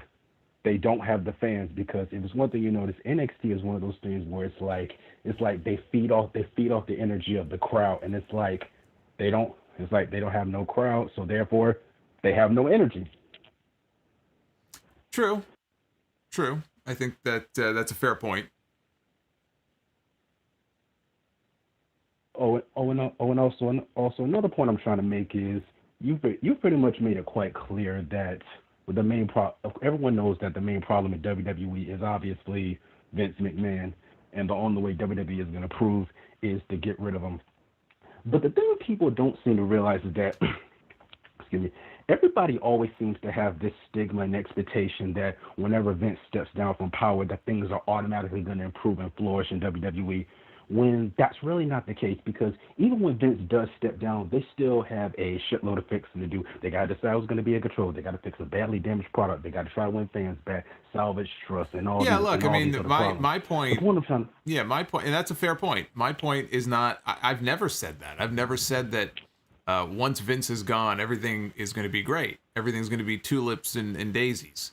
What I said was, you cannot begin to try to fix things until you have somebody new in that creative position. And I'm not even saying Vince should leave the company. It's his company. All I'm saying is he should remove himself from the creative process. Once that happens, I don't know who the person is who replaces him. Or maybe it's a committee. Maybe it's a whole bunch of different people. What I'm saying is you cannot begin to truly change things until he removes himself from the process. Maybe he removes himself from the process and things get worse. Maybe he removes himself and things get better. But you can't find out until that happens. So that was my point. Yeah, I see. Yes, I know that's your point, but obviously, but I wasn't talking about you. I'm sorry. That's okay. I just wanted to clarify. Yeah, and that's cool. I just wanted to clarify mine because there could be other people who think, oh well, Solomonster thinks if Vince is gone, things are going to be great. Not necessarily. But you can't start the process until, in my opinion, until that happens. So, anyway. Any other final comments here before we wrap up? Just a couple more comments. One of my first comments is simply like, I remember when you were talking about earlier about what is Raw about Monday Night Raw. I pretty much have an answer to that. The only thing Raw about Monday Night Raw is pretty much Vince treating Raw like it's a rotting corpse. Like The Walking Dead. Yeah, I've made that comparison before. Unfortunately, it's true. It is. The Walking Dead is another show. It's been on the air for a long time. They've lost a lot of their audience. I still watch, just like I watch Raw. But it's kind of like that, right? It's kind of like a rotting corpse that just won't go away. Except The Walking Dead is going away, actually. They're going into their final season. And if Vince McMahon doesn't make changes soon, that could be him one day. I don't want to see Raw go away. I want to see Raw improve. I want to see Raw get better. Yes, I say yes, and one more point that I want to make before you wrap it up is pretty much everyone knows. Like I said, as we all know, NXT is a really good thing. It's a good product.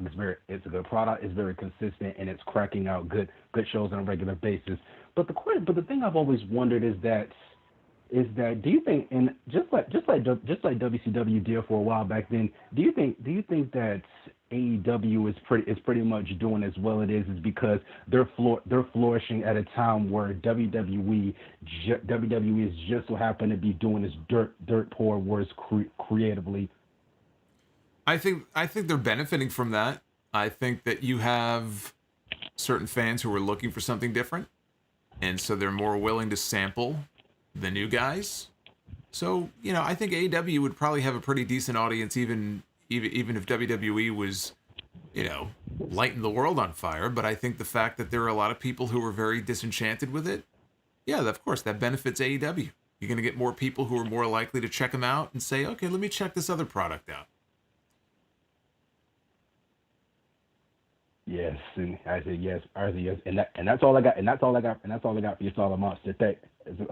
Thanks for taking my call, and Merry Christmas to you, man. All right, Merry Christmas to you as well. So let us wrap it up now. I have a few questions in the chat. Oz wanted to, I did not actually miss your super chat. I'm sorry, I did see that. He wanted to know if I saw the Sting music video. I found out the other night that Sting was in a music video. I did not see it. I forgot to look it up when the stream was over. So I will try to do that tonight, but I did not see it. So, nor do I know who the artist is. So in the chat, remind me again. And I will look it up. And then somebody also wanted to know, Henry, when is your next Instagram post? Yeah, I don't post on Instagram nearly as much as I should. So I'll try to get something up there very soon. Alrighty then. I think that we are all caught up on your messages. So this was fun. This was a lot of fun. I'm glad that you guys can spend a Wednesday night with me. I hope you have enjoyed the holiday motif. Oh, it's a band called Islander. That's right. Thank you. I will look that up. So, a very Gargano Christmas is in the books, and a very Solomonster Christmas, I guess, with all the bells and whistles. We're going to bring this to a close. I do want to wish everybody a very Merry Christmas, however you are spending it, if you are celebrating. If you're doing it alone this year because of circumstances, or if you are with family, I hope you all have a great holiday, and I hope you all will join me next week. I'm going to be back here on Wednesday. There is going to be an AEW stream next Wednesday night. We're going to be back to normal. All you AEW folks, don't worry. And the very next night, New Year's Eve. Probably 10 p.m. Eastern. Probably 10. I'll let you guys know on Twitter. Join me for a New Year's Eve inbox. I'm going to be answering your email questions, thesolomonster@gmail.com. Get those email questions in. And super chats, maybe phone calls, we'll see. So it's going to be a good time. So be well, stay safe, happy holidays, Merry Christmas. Or as Smokey Robinson said, hope you all enjoyed Chanukah. I hope you, all my Jewish listeners, I hope you enjoyed Chanukah last week. I laughed my ass off when I saw that. When I saw that cameo, I felt bad for him. But when I saw that cameo clip of Smokey saying Chanukah, I lost my shit. So anyway, happy holidays. I'm going to get the hell out of here. And I'll leave you with some festive music and some snow as we end the stream tonight. Merry Christmas, everybody.